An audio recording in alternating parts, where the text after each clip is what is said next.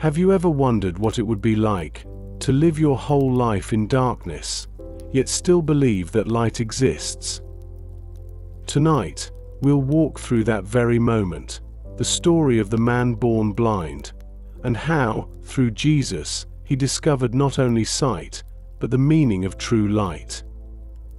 If you find peace in these calming bedtime stories, take a moment to like this video, subscribe to Whispers of Faith, and let these quiet reflections be part of your nightly rest.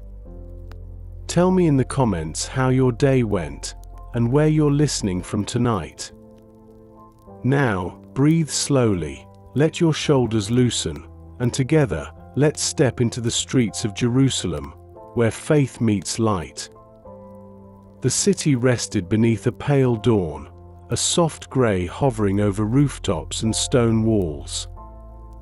Merchants stirred inside narrow courtyards, the fragrance of warm bread slipped into the streets, footsteps echoed unevenly along the cobbled path. Near the temple's gate sat a man whose eyes had never opened. His hands rested upon his knees, his head slightly lifted toward the warmth he could feel but not see. He had been blind since birth.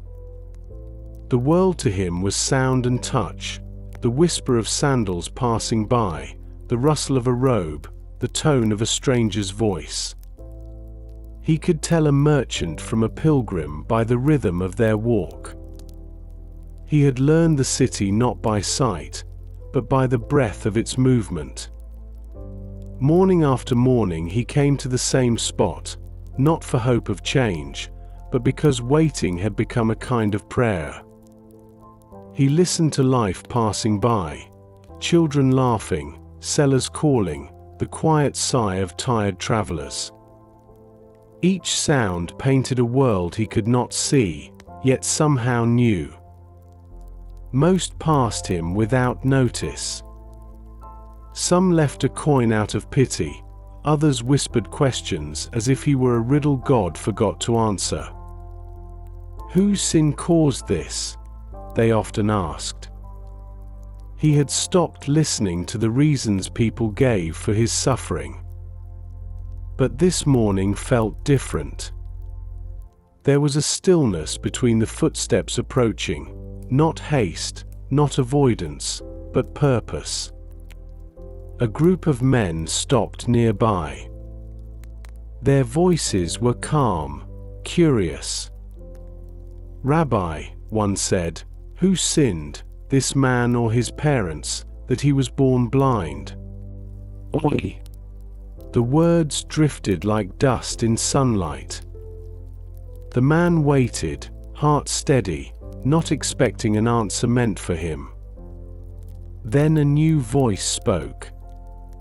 Its tone was warm, sure, carrying peace even in its strength.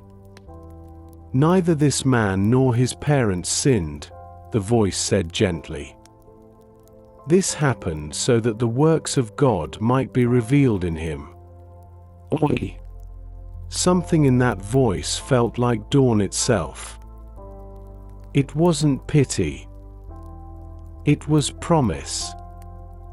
The air around him seemed to brighten, though his eyes remained closed. He heard movement, the sound of someone kneeling, hands touching earth. The faint scrape of clay, the whisper of breath mixing with dust. Then a cool touch on his face. Fingers pressing lightly at the corners of his eyes. It was not a stranger's touch. It was the kind of touch that understands, deliberate, kind, holy. The man said nothing. He felt stillness settle over the street. No one spoke. Even the birds paused, as if waiting. Then the same voice, gentle but commanding, spoke again. "Go, wash in the pool of Siloam." Oi! No explanation, no debate. Only trust.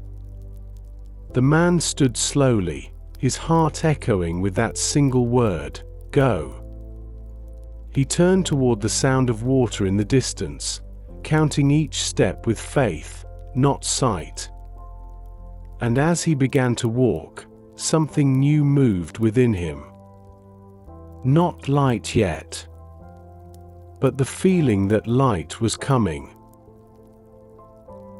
The man rose slowly from where he sat, the faint weight of clay still cool upon his closed eyes. The voice that had spoken to him lingered in his mind, calm, certain, filled with something he could not name. "Go, wash in the pool of Siloam." Oi! He did not ask why. The sound alone carried authority, like light waiting just beyond the next breath. He felt the warmth of morning shift across his face as he began to walk. Each step was careful but sure. His hand brushed the walls beside the narrow street, fingertips finding the grooves worn by generations of travelers. Beneath his sandals, the stones were uneven, the rhythm of his movement steadying with prayer. He did not hurry. Obedience was not a race, it was trust made visible. The world hummed around him. Sellers calling softly to early customers, the squeak of a cart's wheel, the bleating of a distant goat. All sounds he knew, yet they felt changed, as though carrying a secret he was close to discovering. The air smelled of figs and dust, of clay pots warming in the rising sun. He moved toward the faint murmur of water that drifted through the lower streets. He knew that sound, the pool fed by the spring beneath the hill, where pilgrims washed before entering the temple. It was a sound that promised cleansing. People turned as he passed. Some whispered his name, surprised to see him walking without guidance. Others stepped aside, curious, uncertain. But he kept going, guided by a current stronger than sight. It was not courage that carried him, it was faith. Faith that the same hands that had touched him would not leave him alone in the dark. The path descended toward the valley. The breeze cooled. He could hear the echo of the city behind him fading with every step. Before him, the sound of running water grew clearer, gentle, constant, alive. His heart began to quicken. He could almost feel the pool's surface through the air itself, the way one feels rain before it falls. When he reached the edge, he knelt carefully, his palms searching the smooth stone ledge. The ground was damp beneath his hands. He leaned forward until his fingers met the water. It was cool, pure, moving in tiny ripples that brushed against his skin. He lingered for a moment, breathing slowly. He did not rush the miracle. He only wanted to be ready for it. He cupped the water once, twice, letting it fall across his face. On the third time, he pressed it gently against the clay upon his eyes. The mixture loosened beneath his fingers, dissolving into the stream that ran down his cheeks. He wiped again, and the darkness that had always surrounded him trembled. At first it was only brightness, not form, not color, just light. A pulse of gold that flickered and vanished, then returned stronger. He gasped, his body still, afraid to move. The light grew until it filled everything. Shapes began to form within it. Shadows took shape as walls. The blur of movement became the outline of people. The world emerged like dawn breaking through fog. He blinked again and again, tears falling freely, the water below reflecting his first sight. For the first time, he saw his own hands, trembling, wet, alive. He stared at them as though they were new creatures, his fingers moving before his eyes in wonder. The colors of the pool shimmered, blue and bronze and silver all at once. The stones around it glowed warm beneath the sunlight. He lifted his head slowly, his eyes adjusting to the brightness. The sky stretched above him, vast, brilliant, more beautiful than any story could have prepared him for. He had lived a lifetime in sound, but no sound could compare to this sight. He covered his face with both hands and began to weep. The tears were not of sorrow. They were the body's way of saying thank you when words are too small. Voices rose nearby. People who had seen him before began to gather. Some gasped, some murmured disbelief. A few asked one another if this was truly the same man who had begged near the temple gate. But he hardly heard them. The world itself was singing, the rippling water, the flutter of doves, the faint chime of metal as a woman drew her pitcher from the pool. All of it was light made sound. He looked into the water once more and saw his reflection. A face he had never known gazed back at him. The eyes were wide, shining, still red from tears. He smiled through them, touching his cheek as though to confirm he was real. In that moment, he did not think about disbelief or accusation. He only knew one truth: I was blind, and now I see. The breeze moved gently across the courtyard, carrying the scent of wet stone and new beginnings.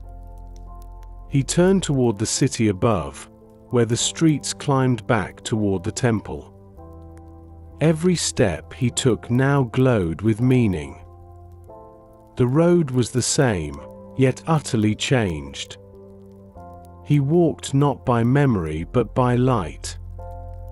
And the light felt alive. Each heartbeat whispered the name he had only heard once: Jesus.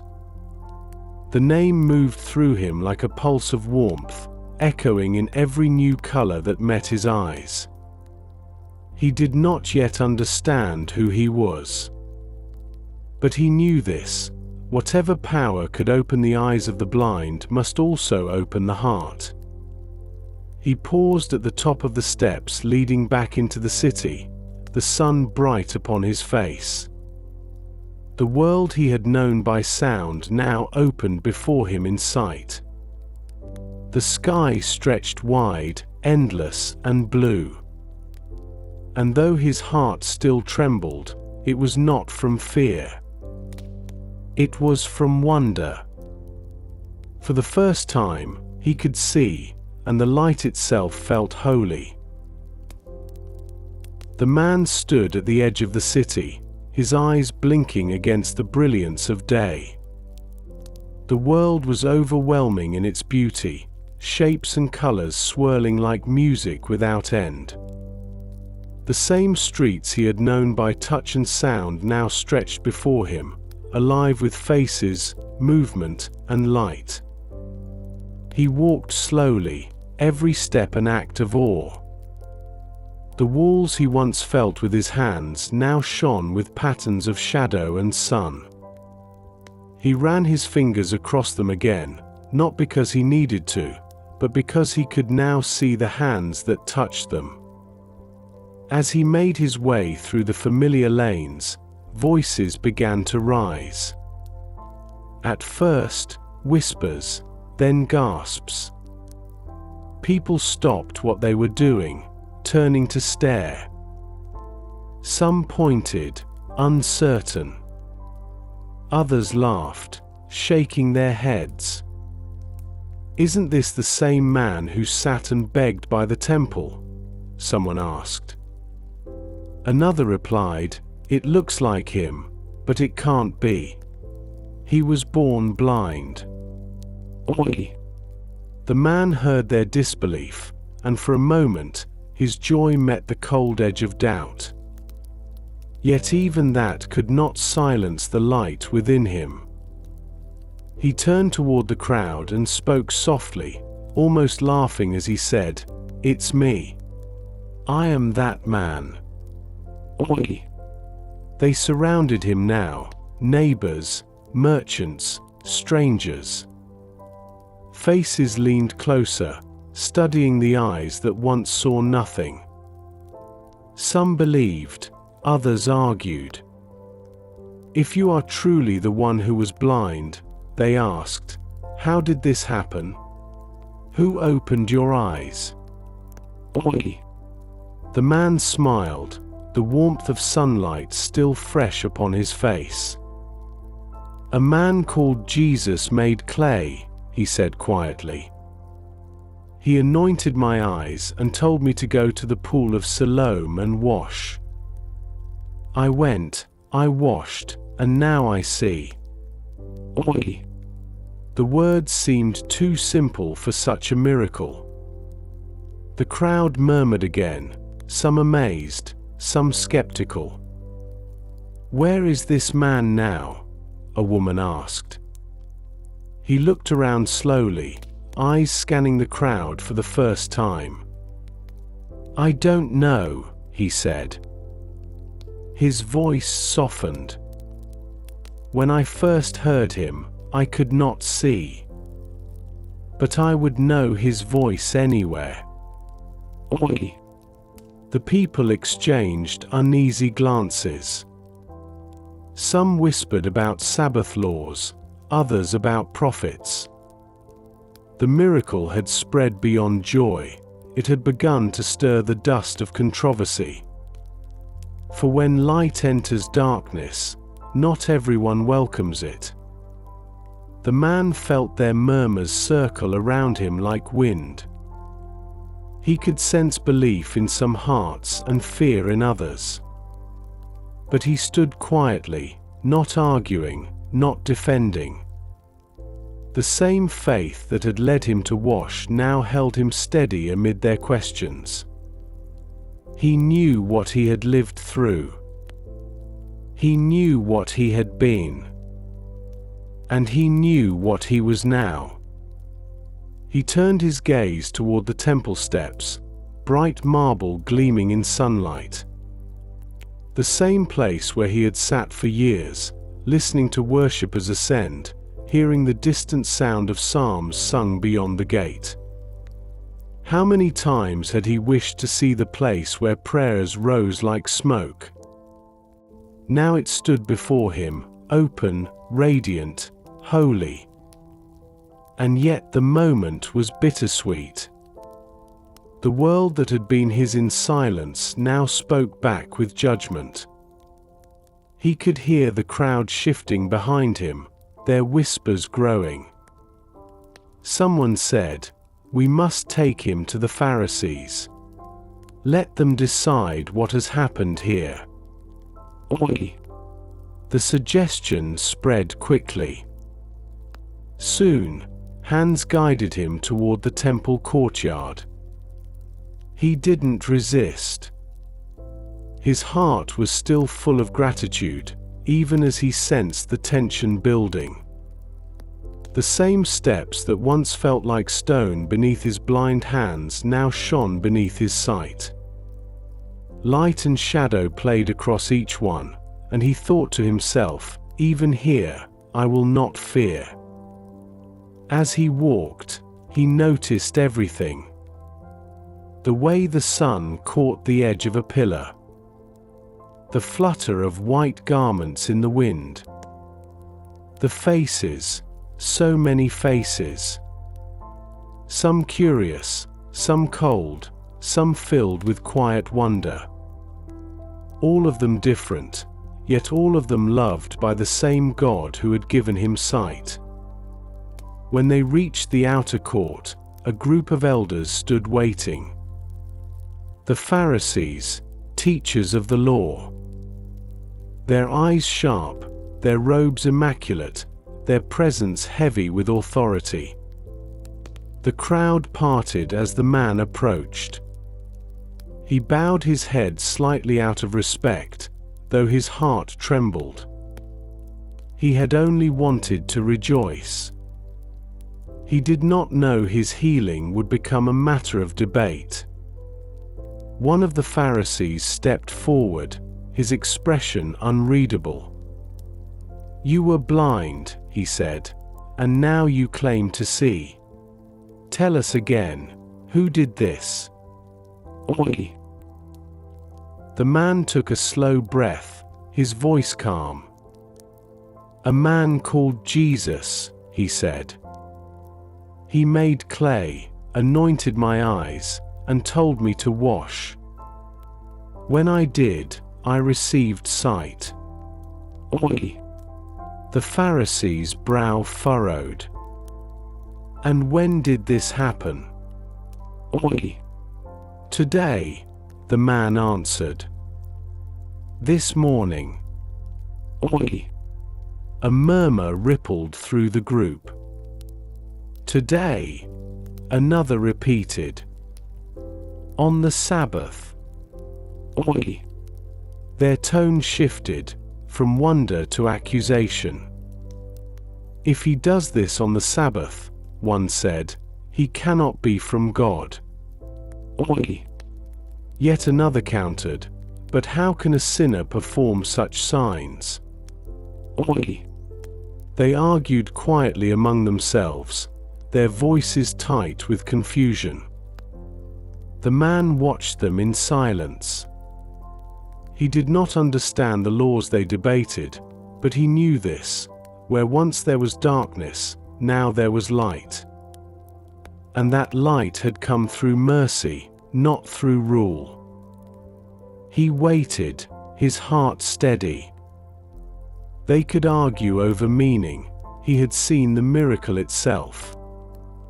He thought of the moment the water touched his face, the light bursting open like dawn. That memory was enough. He needed no defense beyond truth. He stood quietly, surrounded by doubt, yet untouched by it. For truth, once seen, cannot be unseen. The sun had climbed higher now, casting long shadows through the pillars of the temple. Light fell across his face, warm and pure. He closed his eyes and whispered silently within, "I was blind, and now I see, and that is enough." The courtyard grew restless, voices rising and falling like wind through dry reeds. The man stood quietly in the center, his heart still echoing with the memory of water and light.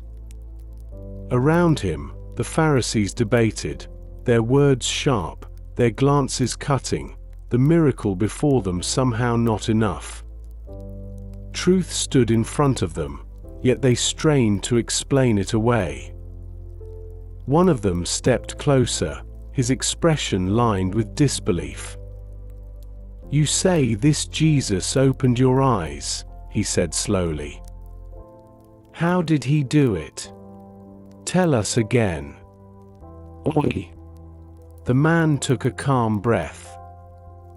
"He placed clay upon my eyes," he answered softly. "He told me to go and wash in the pool of Siloam, and when I did, I received sight." "Oi." A few in the group exchanged uneasy looks. It was too simple, too quiet a miracle to fit their understanding. The law they knew was precise, guarded, clean. But this was dust and water, earth and spirit mingled by divine hands. It was creation happening again in the open street. Another voice spoke harshly, "This cannot be from God. He does not heal on the Sabbath." Oi! And another replied, "Yet how can a sinner open the eyes of the blind?" Oi! The argument swelled between them, belief and pride clashing in a battle neither side could win. Some turned away, shaking their heads. Others stared at the man, as though his very existence demanded an answer they were not ready to give. He watched them quietly, his eyes still new to the world. He could not understand how men who had studied light all their lives could not see it when it stood before them. The same light that had touched his eyes now illuminated their blindness. He felt no anger, only sorrow. Because they, too, were trapped in darkness. They called for witnesses. His parents were brought before them, cautious and afraid. The crowd pressed close, curious, restless. "Is this your son?" one of the Pharisees demanded. "The one you say was born blind? How is it that he can now see?" Oi! The parents exchanged glances. Their hands trembled. They looked at their son, his face radiant with the joy of sight. And yet fear silenced their tongues. "We know this is our son," his father said quietly. "And we know he was born blind. But how he now sees, we do not know. Ask him, he is of age. Let him speak for himself." Oi! The man watched as his parents stepped back into the crowd, their eyes full of both love and worry. He understood their fear. To confess what had happened was to risk rejection. To speak truth was to stand alone. But he no longer belonged to fear. He had seen the light, and light cannot hide in shadows. The Pharisees turned back to him, their patience thinning. "Give glory to God," they said sharply. "We know this man, Jesus, is a sinner." Oi! The words struck him like cold wind. But he stood still. His heart calm. His voice steady. "Whether he is a sinner or not, I do not know," he said softly. "One thing I know, I was blind, and now I see." Oi! The courtyard fell into a fragile hush. The simplicity of his answer cut through their arguments like dawn through mist. There was no debate left to hold. The truth stood on its own. They frowned, frustrated by his peace. "What did he do to you? How did he open your eyes?" one asked again. He looked at them gently, almost smiling. "I have told you already, and you did not listen. Why do you wish to hear it again? Do you also want to become his disciples?" Oi! A ripple of anger moved through them. Some scoffed, some sneered. "You are his disciple," one shouted, "but we are disciples of Moses. We know that God spoke to Moses, but as for this man, we do not even know where he comes from." Oi! The man's voice grew stronger, not proud but certain. "That is indeed remarkable. You do not know where he comes from, and yet he opened my eyes. We know that God does not listen to the proud, but he listens to those who worship him and do his will. Never in all of history has anyone opened the eyes of a man born blind. If this man were not from God, he could do nothing. Oi! The words silenced them. Truth spoken without fear is a kind of light the world cannot ignore. The Pharisees exchanged hard looks, unwilling to yield, unwilling to believe. Their pride, too heavy to carry, wrapped itself around their hearts like darkness returning after dawn. "You were born in sin," one of them said bitterly. "And you would teach us." Oi! They turned away, dismissing him with a wave of the hand. The crowd parted again, and he stood alone. Alone, but free. For once, solitude did not feel like isolation.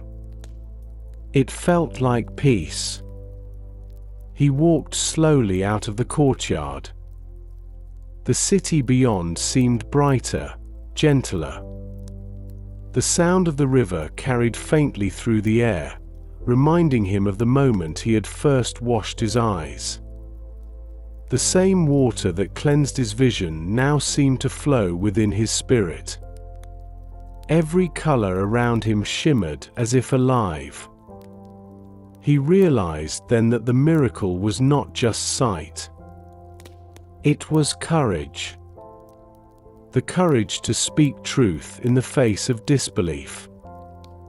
The courage to lose acceptance and gain faith.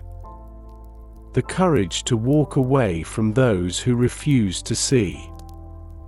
And though the temple behind him echoed with argument, the world ahead was full of quiet grace.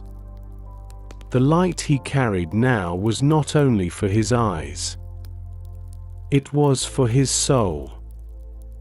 And no power on earth could take it from him. He walked until the noise of the temple faded behind him. The air was softer here, the streets emptier. He moved without destination, his eyes still wide, drinking in every detail of a world that had always been there, but never seen. The sunlight spilled across the walls in waves of gold, catching the dust that danced gently in the breeze. Even the smallest things felt holy, a stray feather gliding to the ground, the pattern of light on water in a basin, a child's laughter echoing from an alley. He stopped beneath an olive tree, resting his hand against its trunk. The bark was rough, alive, cool beneath his fingertips. He closed his eyes, remembering the years when touch had been his only way of seeing. Now, both senses spoke together, sight and touch joining in harmony. He breathed deeply, letting peace fill the space that fear had left behind. He could still hear their voices in his mind, the Pharisees questioning, accusing, dividing. But their words no longer carried weight. They had argued in darkness while light stood before them. He pitied them now, not out of pride, but compassion. To see with the eyes and still remain blind was a deeper sorrow than he had ever known. The street curved downward toward the lower market. He followed it quietly, passing a woman selling fruit. She looked up, startled for a moment, then smiled. "You're the one, aren't you?" she said softly. "The one who was blind." Oi! He nodded. Her eyes filled with gentle wonder. "May God be praised," she whispered. "Truly, he does not forget the lowly." Oi! He returned her smile, his heart swelling. The kindness of strangers felt brighter than sunlight.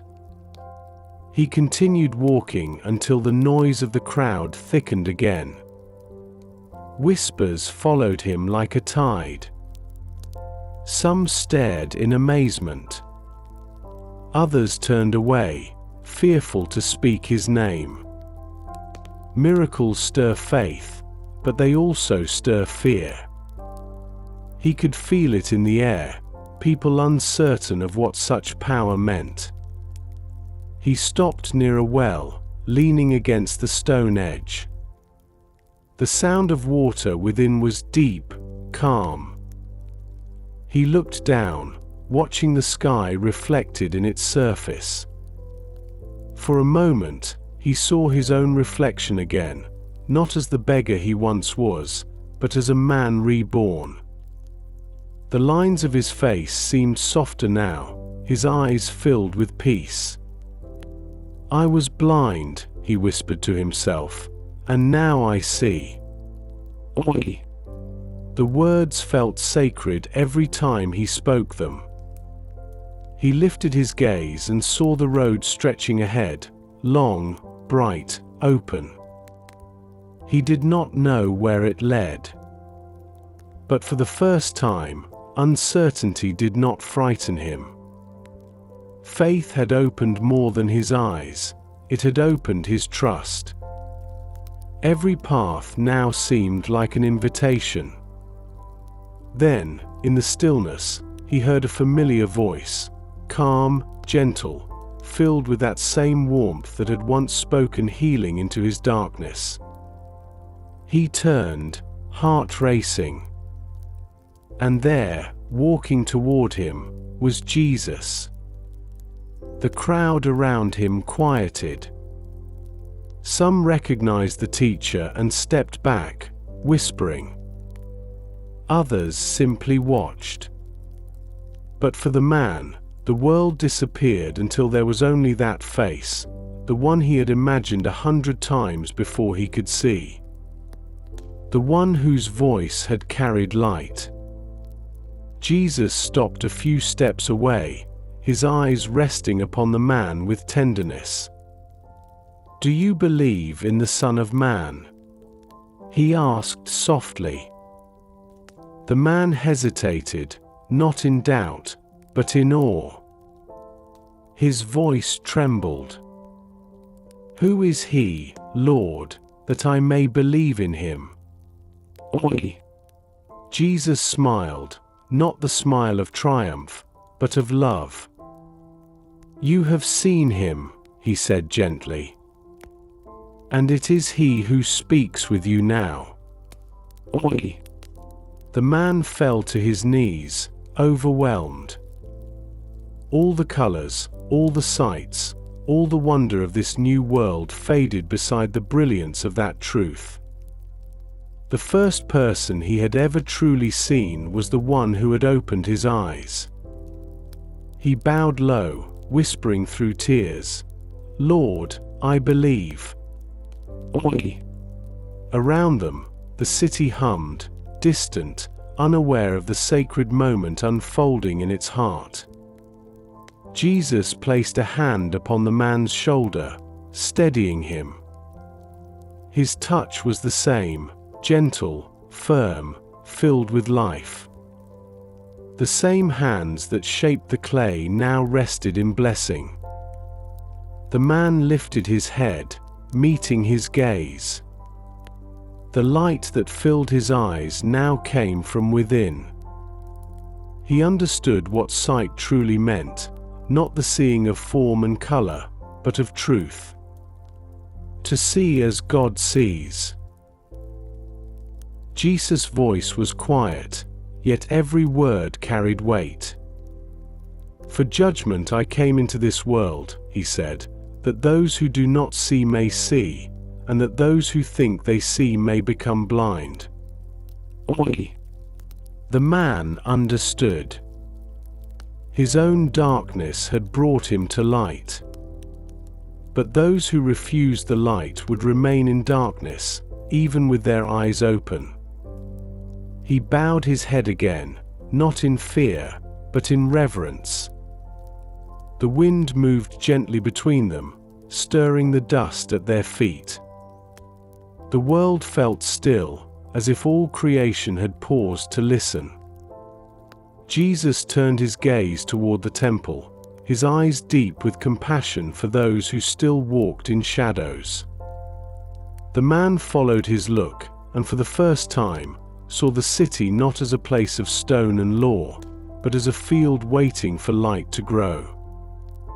He knew then that his healing was not an ending, but a beginning. The gift of sight was also the calling to live in light. He would walk differently now, not only with his eyes open, but with his heart awake.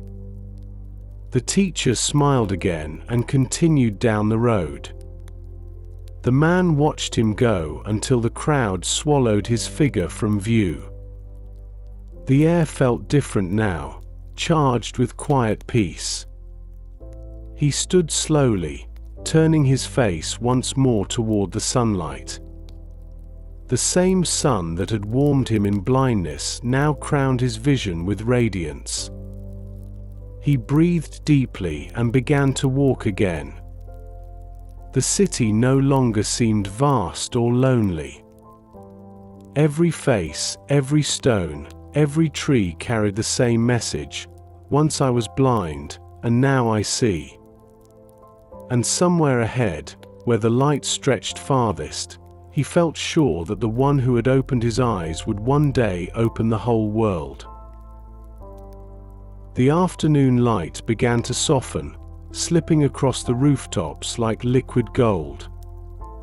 The city's noise faded into a hum, the rhythm of merchants closing their stalls, the laughter of children echoing down the alleys.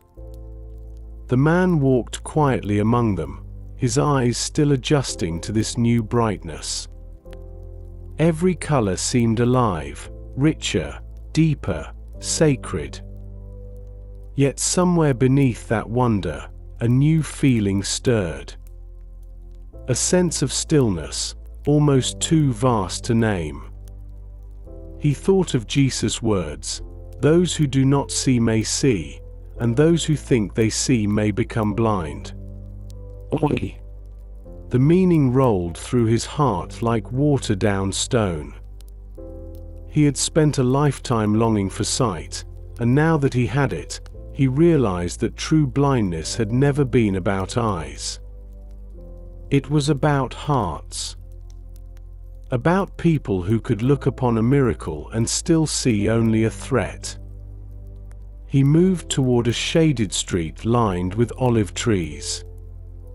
The breeze carried the scent of the leaves, green and sharp, almost sweet.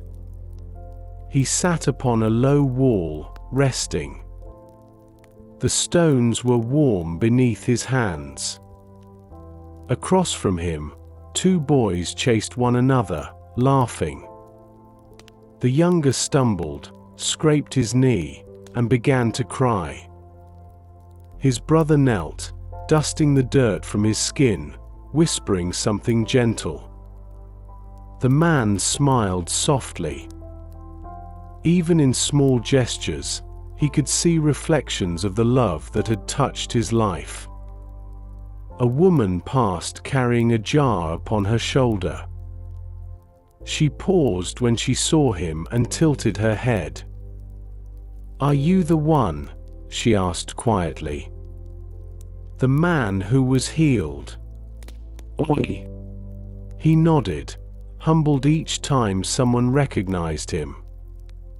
"I am," he said simply. Her face softened. "I heard the story," she whispered. "I have an old mother who cannot walk. When I heard of what he did for you, I prayed for her. Not that she might be healed, but that she might find peace while she waits." Oi! Her words touched something deep within him. Healing, he realized, was not always the mending of the body. Sometimes it was the quiet strengthening of the soul. He smiled gently. "Peace," he said, "is a light too. And it can find anyone in the dark." Oi! She nodded and continued on her way, the sound of her steps fading softly into the distance. He turned his gaze upward. The sky was a deep blue, streaked with white clouds drifting slow and high. For so many years he had imagined what color was. He had tried to picture blue, but nothing could have prepared him for this, the vastness, the calm, the living depth of it. It made him feel both small and infinite all at once. He thought again of the years of blindness. He had begged for help, endured whispers, survived pity. But even then, he had not been abandoned. In every sound, in every kind word, in every small act of mercy, God had been near. He saw it now, as clearly as he saw the sky. The dark years had not been wasted. They had taught him to listen, to trust, to wait. And those who wait in faith are never truly blind. A bird landed near his feet, pecking at a few crumbs upon the ground. He watched its delicate movements, its head tilting side to side. The colors of its feathers, soft gray, white, a flash of deep green, caught the sunlight. He marveled at how easily life praised God without a single word. He reached into his satchel and pulled out a small piece of bread. He crumbled it gently, scattering it upon the stone. The bird hopped closer, unafraid. He whispered softly, "You see too, don't you?" Oi. And somehow, the small creature felt like a messenger of peace, proof that creation itself still sings to the Creator. The shadows lengthened. The light began to turn amber, painting everything it touched in warmth. He rose slowly, brushing dust from his robe. The city's sound grew softer, more distant. Somewhere beyond the rooftops, a bell rang for evening prayer. He closed his eyes and bowed his head. This time, he prayed not for sight, but for understanding. He thanked God for the years of darkness that had prepared him for the miracle. He thanked him for the voice that had spoken, the hands that had touched the earth and made it holy. And he thanked him for the gift of light, not just for the eyes, but for the heart. When he opened his eyes again, the world seemed bathed in gold. The last light of day shimmered across the stones, filling every shadow with quiet beauty. He began to walk once more, feeling peace settle deep within him. Each step forward was soft, deliberate, sure. He didn't know where the path would lead, but it no longer mattered. Because now, wherever he went, he carried light. Not the fragile light of the sun that fades with evening, but the steady light of faith, the light that never ends. And as the sky deepened toward dusk, he whispered the words he would never forget. "I once was blind, but now I see." Oi. The evening descended gently upon Jerusalem, wrapping the city in a hush that felt sacred. Lamps began to glow behind shuttered windows, small islands of warmth scattered through the dimming streets. The scent of baked bread and burning oil mingled with the cooling air. The man walked slowly through it all, his heart calm, his spirit quiet. He no longer felt the need to explain what had happened. The miracle no longer needed defense. Truth, once revealed, spoke for itself. He passed the place where he had begged for so many years. The stone ledge where he had sat still held the marks of his presence, the smoothness worn by his hands, the faint trace of dust from countless days waiting. He stood there for a long time, remembering. The years that had seemed so long now felt like a single breath in the story of grace. He reached out and touched the wall beside him. It was cool, familiar. He could almost hear the echoes of his younger self, the rustle of coins, the murmurs of strangers, the sound of sandals passing by. He smiled faintly. That life was gone now, but it had not been wasted. Even in blindness, God had been shaping his path toward this moment. A soft wind moved through the alley, carrying the fragrance of myrrh from a nearby home. The air shimmered with quiet.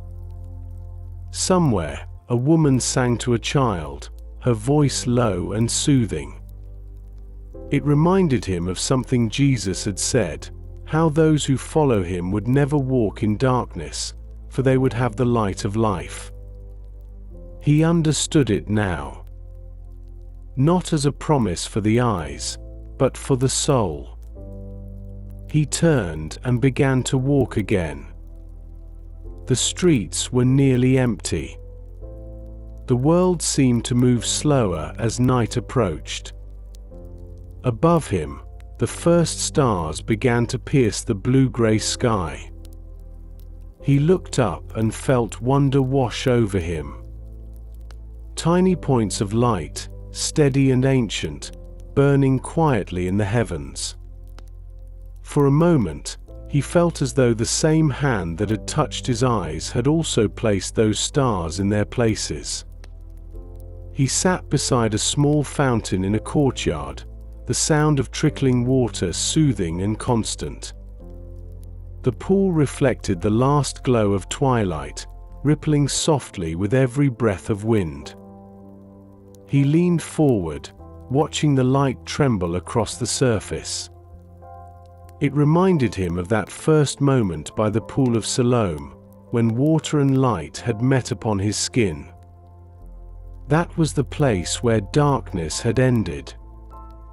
And every time he saw water now, he remembered cleansing, obedience, and grace. He cupped a handful of water and let it spill slowly between his fingers. The ripples widened, catching the reflection of the moon. He thought of how life flowed like that, how one act of faith sends ripples farther than we can see. Perhaps, even now, others who heard his story would begin to hope again. Perhaps those trapped in their own kind of blindness would find the courage to believe. He leaned back and closed his eyes, listening. The fountain, the soft breeze, the distant hum of the city. All of it wove together into a quiet prayer. He didn't speak, he simply rested in gratitude. Silence, he had learned, was often the purest way to praise. When he opened his eyes again, a small group of travelers had entered the courtyard. They carried lamps, the flames flickering in the breeze. Their faces were tired, but peaceful. They greeted him kindly and sat nearby, sharing food among themselves. One of them offered him a piece of bread. He accepted it, breaking it slowly, the warmth of it filling his hands. He remembered how Jesus had once said, "I am the bread of life." The words tasted true. Every act of kindness now reminded him of the one who had opened his eyes. The travelers began to speak quietly among themselves about the teacher from Nazareth. How he had healed the sick, fed the hungry, lifted the weary. The man listened, his heart glowing with quiet joy. They did not know who he was, but he knew the one they spoke of. He could have told them his story, but he didn't. Sometimes, faith is not about speaking louder, but listening deeper. He simply smiled, letting their words wash over him like another kind of light. The night deepened. The sky now full of stars. The travelers rose to continue their journey, their lamps swaying gently as they disappeared down the path. The man remained by the fountain, the moonlight resting upon his face. The peace of the night settled over him like a blessing. He realized that this was what it meant to walk in light, not just to see, but to live with eyes open to wonder. He whispered softly into the stillness, "The darkness is gone, and still, the world feels so quiet." Oi! And in that quiet, he sensed God's presence. Not in the wind, nor the water, nor the stars, but within. The same voice that once spoke in the streets now spoke in his heart. Gentle, calm, eternal. He closed his eyes once more, not from blindness but from peace. The world around him glowed even behind his lids. And as he sat there beneath the silent stars, he knew that even in the dark, the light would remain. For faith, once kindled, never fades. The night grew deeper, and the man remained by the quiet fountain, the moonlight tracing soft silver across the stones. The air had cooled, yet it carried a strange comfort, the kind that only comes after a long season of struggle. He leaned back against the wall and listened to the city breathe. The faint creak of wooden doors closing, the distant bark of a dog, the murmur of a final prayer from a nearby home. All of it wove together into a living lullaby. His thoughts drifted to the day just past, to the touch of clay upon his eyes, to the moment water met skin, to the burst of light that remade his world. He had imagined that moment so many times before it came, but never like this. He had thought healing would feel like a shout, like thunder, like triumph. Instead, it had come like a whisper. Quiet, patient, certain. A holy gentleness that could not be denied. He remembered Jesus' face, the calm in his eyes, the way his words carried peace even before they carried power. And now, as he sat beneath the stars, he wondered how many others had been touched by that same mercy. How many hearts were opening tonight in places he would never see. He smiled softly. The thought itself felt like prayer. The moonlight trembled upon the surface of the fountain, each ripple catching the reflection of heaven. He reached out and touched the water with his fingertips. It was cool, alive. The small circles it made spread outward, catching the faint shimmer of starlight. He watched them fade and thought about how one moment of faith, one act of obedience, could send ripples far beyond the moment itself. He had not spoken to anyone since the travelers left. And yet, he did not feel alone. Solitude, he realized, was not emptiness when filled with gratitude. The silence around him was full of presence, full of grace. The same God who had met him on a busy street now met him here, in stillness. He had walked through noise into quiet, and both had become holy ground. A small breeze moved through the courtyard, stirring the leaves of the olive tree nearby. The sound was like soft applause, gentle, rhythmic, alive. He closed his eyes and breathed deeply. Every inhale was light, every exhale, peace. He could almost feel his soul expanding, stretching toward heaven like a leaf turning to the sun. He thought of his parents, their fear before the Pharisees, their trembling voices when they were asked who he was. He had felt hurt then, but now he understood. Fear has its own kind of blindness. And love, though it hides, still hopes. He prayed silently for them, not for courage alone, but for sight. Not the sight of eyes, but of faith. That they might see what he had seen, that God's mercy is stronger than shame. The night grew colder. He drew his cloak around him, the fabric soft and worn from years of use. He looked down at it and smiled. It was the same cloak he had worn when he was a beggar. The same garment that had caught the dust of 1,000 footsteps.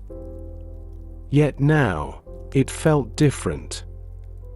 It no longer carried the weight of sorrow. It carried the memory of redemption. He rose slowly, stretching his hands toward the sky.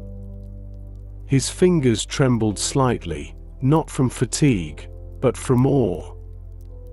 Every star seemed to pulse with quiet praise. The heavens were not distant, they felt near, as if the very air he breathed was woven from light. He whispered softly, "You have opened my eyes, Lord, and now I see you everywhere." Oi! The sound of his voice drifted upward, mingling with the hum of night. Somewhere beyond the hills, a shepherd's flute began to play, low, tender, filled with longing. The notes floated through the darkness like prayers with wings. He listened, his heart still. He knew that not every song needed words to be understood. He began to walk again, the path dim beneath the stars. Yet he was not afraid. The darkness no longer meant the absence of light, it had become the space where light rests, waiting. Every shadow reminded him of what had once been, and every glimmer reminded him of what now was. As he moved through the quiet streets, he passed others settling in for the night, a man tending a small lamp, a mother covering her child, an old woman humming softly to herself. Each scene was ordinary, yet it felt sacred. Every act of care, every flicker of flame, every whispered prayer was another sign that God moved among his people, unseen but constant. He reached the edge of the city where the streets opened toward the hills. From there, the whole valley lay beneath him, silvered by moonlight. The olive trees shimmered like a sea of light. He stood there in silence, taking it all in. The city that had once seemed narrow and grey in his blindness now stretched wide and alive. The same world, yet entirely new. He whispered softly, "The light has not only entered my eyes, it has entered everything." Oi! And for a moment, he felt as though even the stars were listening. The wind brushed his face again, cool and tender. Somewhere deep within, a quiet truth settled. He had once waited for light to find him. Now, he knew, it had never left. The dawn began to stir behind the hills, soft and pale, spreading its first breath across the sleeping city. The man had walked through most of the night without noticing the time. The streets, empty and still, had kept him company like an old friend. He had moved through silence as easily as he once moved through sound. And now, as the sky shifted from silver to faint rose, he paused near the eastern wall and turned his face toward the rising light. It was the first sunrise he had ever seen. For a moment, the sight stole his breath. The horizon glowed like a slow-burning ember, deep orange spilling into gold. The rooftops caught fire with color, the domes gleamed, the stone walls shimmered. He could see the faint mist rising from the valley, curling like smoke above the olive trees. The whole world looked as though it was exhaling after a long night. He leaned against the wall, eyes wide, lips parted in awe. No words would come. He simply watched, letting the light climb higher. The warmth touched his face, and tears gathered quietly at the corners of his eyes. He had imagined this moment all his life, but imagination had never come close. This was not just beauty, it was truth made visible. The same light that once split the darkness of creation was now rising again before him. And he, who had lived in shadow, was watching the first morning of his new life unfold. He whispered softly, "You make all things new." Oi. The words trembled with gratitude. He felt them settle deep in his chest, like a heartbeat that belonged not only to him but to every living thing. As the city began to wake, he could hear footsteps returning to the streets. Vendors rolling their carts, doors creaking open, voices calling out greetings. Life was beginning again. But for him, every sound was fresh, every color a revelation. He watched a young boy chase a pigeon through the square, his laughter ringing through the morning air. The bird lifted suddenly, its wings catching the light, each feather turning silver. The man laughed too, softly, the joy bubbling from somewhere deep within. He remembered the pool, the way the water had shimmered when his sight returned. That same light now filled the sky. It was as if every sunrise carried the same message: I am still here, still shining, still creating. The world, he realized, was a daily miracle that most eyes had simply forgotten to see. He moved through the city slowly, noticing everything: the shimmer of dew on stone, the pattern of shadow through an archway, the way the sun painted gold across the hem of a woman's robe.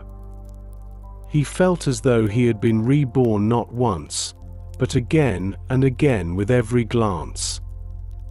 Even the ordinary felt holy. At a small courtyard near the temple, he saw a group gathered in quiet prayer. He paused at a distance, watching them sway gently as they spoke the ancient words. Their rhythm, their stillness, the rising of hands toward the heavens, it all spoke the same truth that lived in his own heart. God was near. Not far, not hidden, but close, nearer than breath, nearer than thought. He closed his eyes, and the light still filled him. It was inside now, woven through every memory, every heartbeat. He had thought that seeing would end his longing, but it had only deepened it. For now, he wanted more, not more light for his eyes, but for his spirit. To see not only what was before him, but what was eternal. He remembered Jesus' voice again, steady, full of peace. "Do you believe in the Son of Man?" Oi.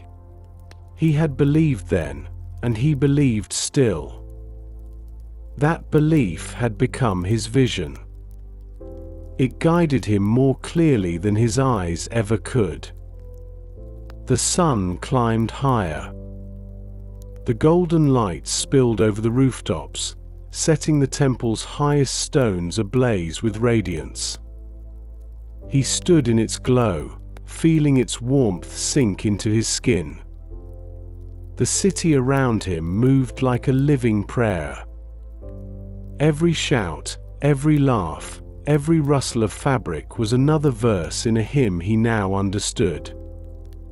He thought of those who still walked in their own darkness. The lonely, the forgotten, the fearful. He had been all those things once. And yet, even in blindness, God had been there, shaping him, waiting for the moment when faith would open the door. He prayed silently for them now, that they too would find their dawn. As he turned to leave the courtyard, a young man approached, curious, wide-eyed. "Are you the one?" he asked quietly. "The man who was healed?" "Oi." He nodded. The boy smiled with wonder. "My father told me your story," he said. "He said you met the light himself." "Oi." The man smiled gently. "Yes," he replied. "And once you meet him, you never lose the light again." "Oi." The boy's eyes widened. "Will I ever see him?" "Oi." The man looked up toward the sun, then back to the boy. "If you seek him," he said softly, "you already have." "Oi." The boy nodded slowly, as if understanding something deeper than words. He ran off toward the market, his laughter echoing through the bright morning. The man watched him go, a quiet joy filling his chest. Life would go on, and so would the light. He walked once more toward the city gate, the day opening before him like a promise. Each step felt lighter, freer. The same light that had touched his eyes now seemed to move through everything, through the stones, through the air, through the beating of his own heart. He whispered as he walked, "You were the light in my darkness, and now you are the light in all things." Oi.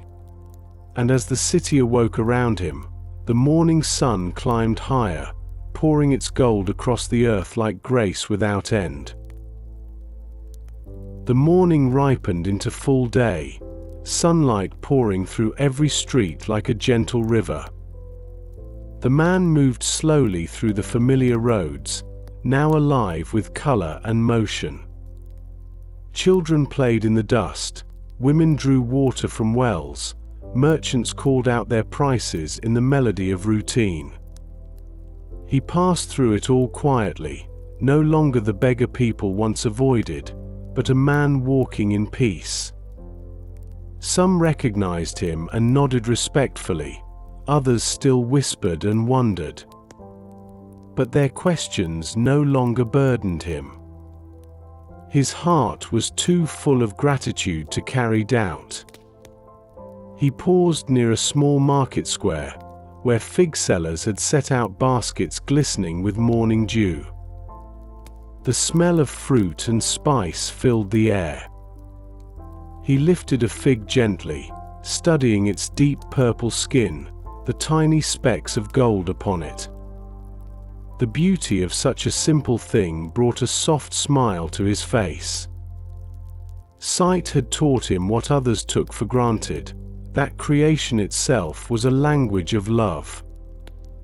As he moved on, a group of men nearby were speaking in low, anxious tones.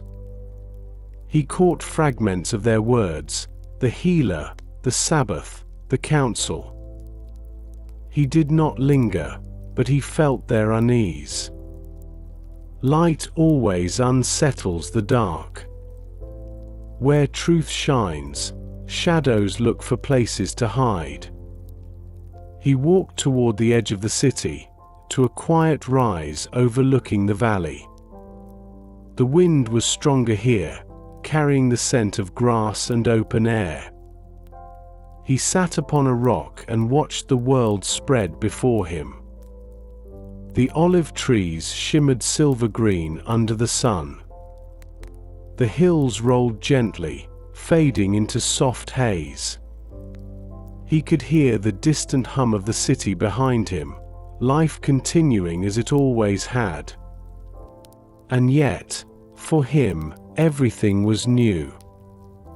He thought of Jesus again. Not just his face, but his presence, the calm authority, the gentleness that needed no defense. He remembered the way he had spoken, never loud, never hurried, but with a power that seemed to reach into the deepest part of the soul. He had healed many, he was sure. But what he had given him went beyond healing. It was awakening. A new way to see the world, to see others, to see God. He picked up a small stone from the ground and turned it over in his hand. Smooth on one side, rough on the other. He thought of his own life, the rough years of blindness, the smooth peace of this moment. Both belonged to him. Both had shaped him.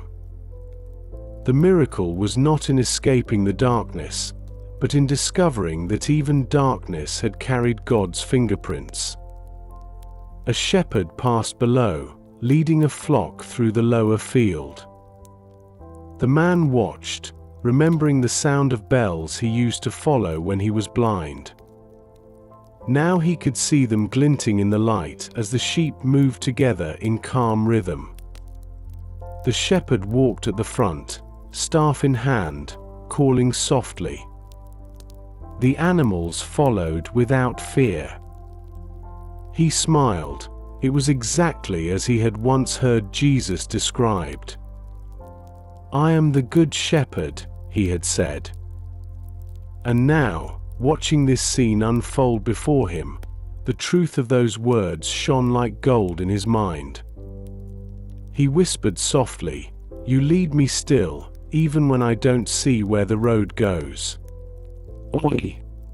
The wind seemed to answer, moving gently through the trees. He stayed there a long time, letting silence do what words could not. He realized how easy it was for people to forget the miracle once the wonder faded. But he would not forget. Every sight, every sound, every breath was a reminder. To live in gratitude, that was the truest form of seeing. As the sun rose higher, he rose with it, stretching his arms toward the light. The warmth touched his skin, the same warmth that had met him at the pool. He closed his eyes, breathing in deeply. The world behind his eyelids still glowed. Even without sight, he could feel the light. That was the true miracle, the knowing that even if darkness came again, the light within would remain. He began to walk back down the hill. A child passed him, running fast, chasing a hoop that rolled ahead on the path. The boy stumbled, the hoop clattering to a stop. The man bent and picked it up, handing it back with a smile. The child grinned, thanked him, and ran off again, his laughter bright and free. The sound filled the air like a hymn. He stood there, watching him go, and felt something stir in his heart, not memory, not longing, but calling. He had been given sight not only for himself, but to guide others. To remind them that no darkness was too deep, no blindness too old for light to enter. His healing was not an end, it was the beginning of a new kind of ministry. He turned back toward the city, the wind brushing gently through his hair. The road ahead shimmered in sunlight. And as he took his first step forward, he whispered, "I will walk in this light, and I will never walk alone." Oi! The world around him seemed to breathe with him. The sky vast and endless. The air full of peace. And though he did not yet know what waited ahead, he trusted the one who had opened his eyes. For once the light finds you, it never leaves. The afternoon drifted gently into quiet, the sun now soft and golden, resting low upon the rooftops. The man walked through the narrow streets, no longer hurried, no longer searching. He had learned the rhythm of peace. It was not stillness without sound, but stillness within the soul, the calm that remains even as the world moves around it. He passed the familiar corner where he had once begged, the same worn stones, the same shadows falling across the wall. But now, instead of pity, people greeted him with warmth. Some nodded respectfully, others smiled with quiet wonder. A few still whispered his story as he passed. He no longer hid from their words. Every whisper of his past was also a testimony to what God had done. He found a shaded spot beneath a fig tree and sat down. The air was filled with the soft hum of bees, the smell of fruit ripening in the branches above. A few children played nearby, their laughter light as wind. He leaned back against the trunk, closed his eyes, and listened. For years, sound had been his only window to the world. Now, it was still his favorite way of hearing God. He didn't need vision to recognize presence. Peace had a sound of its own, gentle, continuous, alive. He thought again of Jesus. The way he had moved through the city without fanfare, how his kindness had carried power without pride. He remembered his eyes, clear, steady, full of something beyond description. The memory alone made him feel safe. He knew now that sight was more than the opening of eyes. It was the awakening of faith. To truly see was to recognize God in everything. The branches above him swayed, scattering fragments of sunlight onto the ground. The dappled light flickered like small miracles across his robe. He smiled softly. How easy it was to miss beauty when one looked only for grandeur. But now, even the smallest detail, a shadow, a leaf, a passing breeze, felt like a hymn. He reached into his cloak and took out a small loaf of bread someone had given him earlier. He broke it in half and placed one piece upon the stone beside him for whoever might come after. The other half he ate slowly, savoring the simple taste. He remembered Jesus' words again, "I am the bread of life." Oi! Each bite felt like communion. Nourishment not only for the body, but for the soul. A man approached, leading a donkey laden with grain. He stopped when he saw him beneath the tree. "You are the one everyone speaks of," he said, his tone cautious but curious. "The one healed by the rabbi from Nazareth." Oi! The man nodded. "Yes," he replied simply. "He gave me sight." Oi! The traveler studied him for a moment. I heard that some call him a prophet, others say he breaks the law. What do you think he is?" Oi! The man looked up, the late sun glinting softly in his eyes. "He opened what no man could open," he said gently. "He touched what no one dared to touch.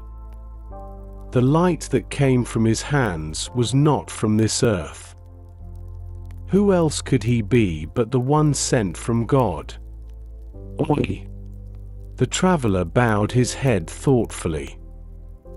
"May the God of our fathers be praised," he murmured. He offered a small piece of dried fruit as thanks and continued on his way. The man watched him go, the sound of the donkey's hooves fading into the distance. A faint smile lingered on his lips.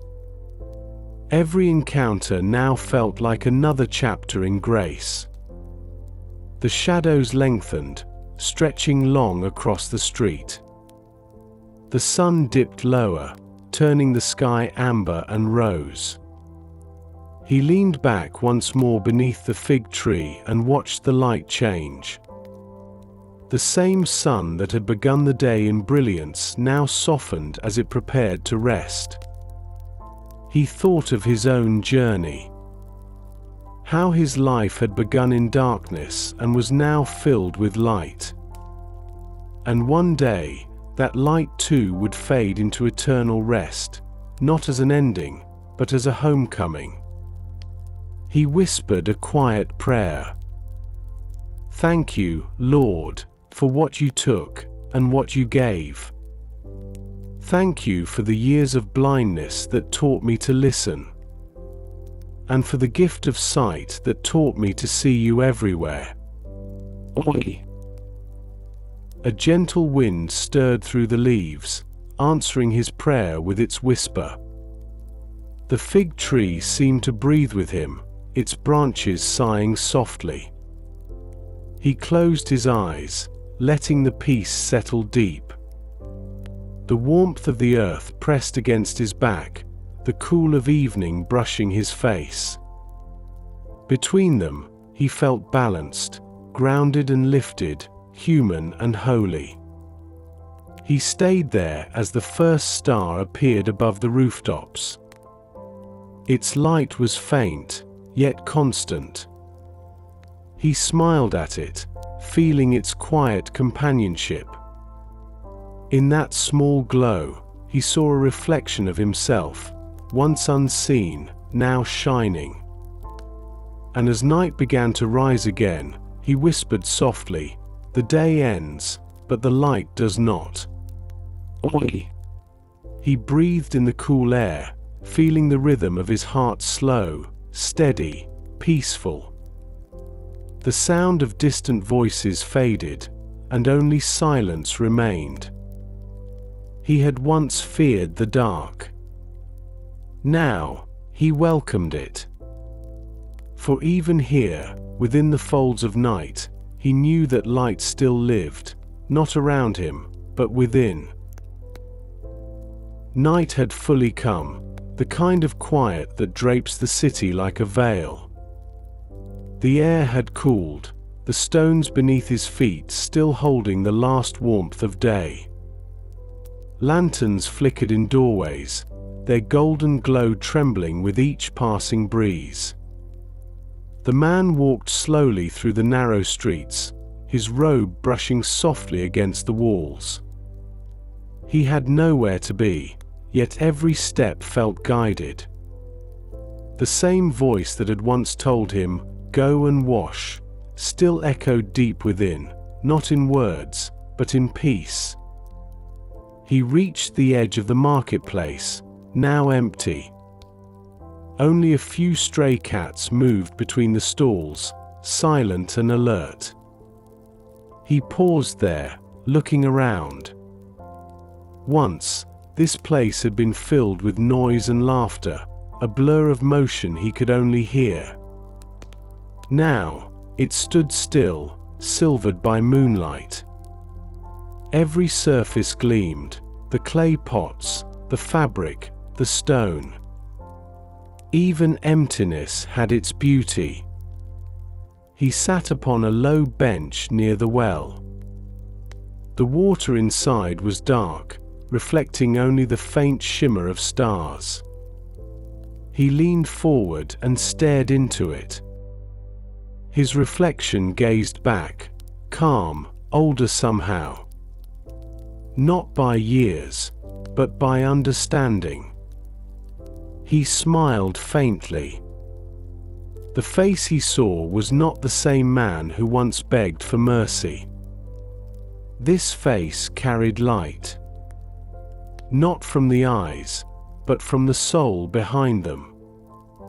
He dipped his hand into the water, stirring it gently. The ripples broke his reflection into 1,000 shifting fragments. For a moment, he thought, this is how life feels when we forget who holds us. Everything scattered, unclear. Then, as the ripples faded, the image came back into focus. Whole again. Still. He whispered softly, "You steady even what I cannot hold." Oi. A sound of footsteps approached behind him. He turned slightly, an old man carrying a small bundle of firewood. The stranger nodded politely. "Peace to you," he said. The healed man returned the greeting. "And to you, peace." Oi. The old man paused, studying his face under the lantern light. "I've heard of you," he said quietly.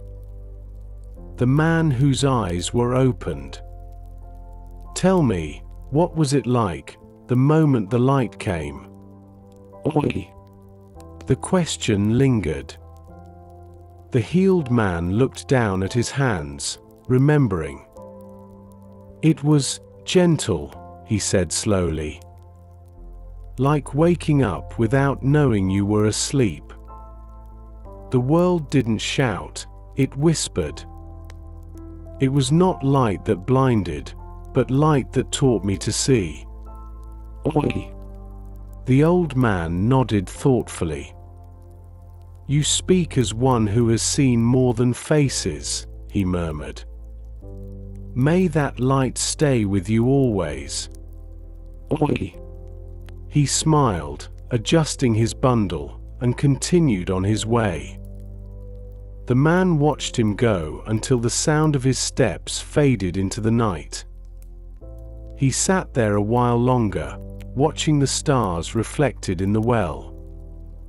It struck him then, how often God speaks through reflection.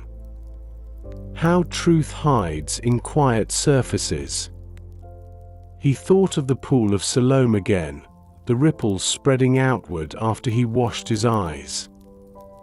It had been a reflection then too, water and light dancing together, creation made new. Perhaps every moment of faith was like that, the soul bending toward heaven, catching a small image of eternity. He leaned back and looked up at the sky. The stars were countless, each one a silent testimony. He had never known their light as a child. He had only heard stories about them. Now, they seemed to look back at him, as though welcoming him into their long conversation. The universe did not feel distant anymore. It felt alive, attentive. It was as if God had scattered light across the heavens just to remind humankind that darkness would never win. He closed his eyes for a moment. The sounds of the night grew clearer, the distant call of an owl, the whisper of the wind against clay, the slow rhythm of his own breathing. He remembered what it was like to live in complete darkness. It no longer frightened him. Because he knew now, even there, God had been present. The darkness had not been empty, It had been sacred ground waiting for light. He stayed like that for a long while. The quiet wrapped around him like a robe. It was not the silence of absence, but the silence of presence, like the pause between two heartbeats, filled with invisible life. When he finally rose to leave, the moon had climbed high, bathing the city in its pale glow. The streets were empty, the lamps nearly out. Yet he felt no loneliness. The night was no longer an enemy, it was a companion. Another form of light, softened and slow. As he walked toward his home, he whispered to the stars, "Your light and your presence, they are one and the same." Oi. The wind moved through the olive branches above, answering him with its soft, endless song. And the man smiled, his step steady, his heart full. For the first time in his life, he knew sight was not what he had gained. It was what he had been given all along. The eyes were just the beginning. The night deepened, soft and cool, wrapping Jerusalem in a silver hush. The man walked slowly through the quiet lanes, guided not by need but by peace. The world felt vast, but he no longer felt small within it. Each sound, each whisper of wind through the narrow streets felt familiar, not because he had heard them before, but because they now carried meaning. Every echo seemed alive with the same presence that had touched his eyes. He turned into a narrow passage that led to the outskirts of the city. There, the air opened wide. The olive groves stretched out like dark waves under the moonlight. He sat beneath one of the trees, the rough bark at his back, the scent of earth rich and real. He could hear the soft hum of insects, the distant call of a shepherd guiding his flock home. These were sounds he had known all his life. Yet tonight, they felt different, not ordinary, but holy. He thought of how blindness had once been his prison. How people's pity had wrapped around him like chains. But in that darkness, something deeper had been growing. Faith had been learning to listen. Trust had been shaping itself in silence. And when the light finally came, it did not erase the years behind, it fulfilled them. He looked up at the stars scattered across the sky. Each one glowed steady and small, yet together they filled the heavens. He realized that faith was like that. A single spark may seem small, but when joined with others, it can make the night itself beautiful. His healing was not just his own, it was a spark meant to ignite hope in those still waiting. He took a deep breath. The scent of night air filled his lungs. He whispered softly, "You gave me light not to keep, but to share." Oi. The words felt right. True. A peace settled over him, quiet, complete. A faint rustle came from nearby. He turned and saw a young boy standing a few paces away, holding a lantern. The child looked startled, as if unsure whether to approach. The man smiled and gestured gently. "Don't be afraid," he said. The boy stepped closer, his small flame flickering in the breeze. "Are you the man who was healed?" the boy asked timidly. The man nodded. "Yes." Oi. The boy's eyes widened. My father told me what happened. He said the rabbi from Nazareth made you see. Oi. The man smiled softly. Yes. He made me see, not just the world, but God in the world. Oi. The boy tilted his head. Was it scary? Oi. The man thought for a moment. At first, he said quietly. The light was so bright I didn't know where to look. But then I realized, you don't have to understand the light to walk in it. You only have to trust it. Oi. The boy nodded slowly, staring into the lantern's flame. Sometimes, he whispered, I'm afraid of the dark. Oi. The man smiled gently. That's all right. Even light was once afraid of the dark, until it remembered who sent it. Oi. The boy looked up, his eyes bright. And who sent it? Oi. The man lifted his gaze toward the stars. The one who made both, the light and the dark. He is in them both. You don't need to fear what he holds. Oi. The boy's grip on the lantern relaxed. The flame steadied, glowing warm between them. The man felt his heart swell quietly. He had once longed for sight. Now, he longed only to help others see. And maybe, in some small way, this was how the light spread, not through miracles alone, but through moments of kindness shared in the night. The boy smiled shyly, bowed his head, and turned to leave. His lantern swung gently with each step, casting a trail of gold across the ground.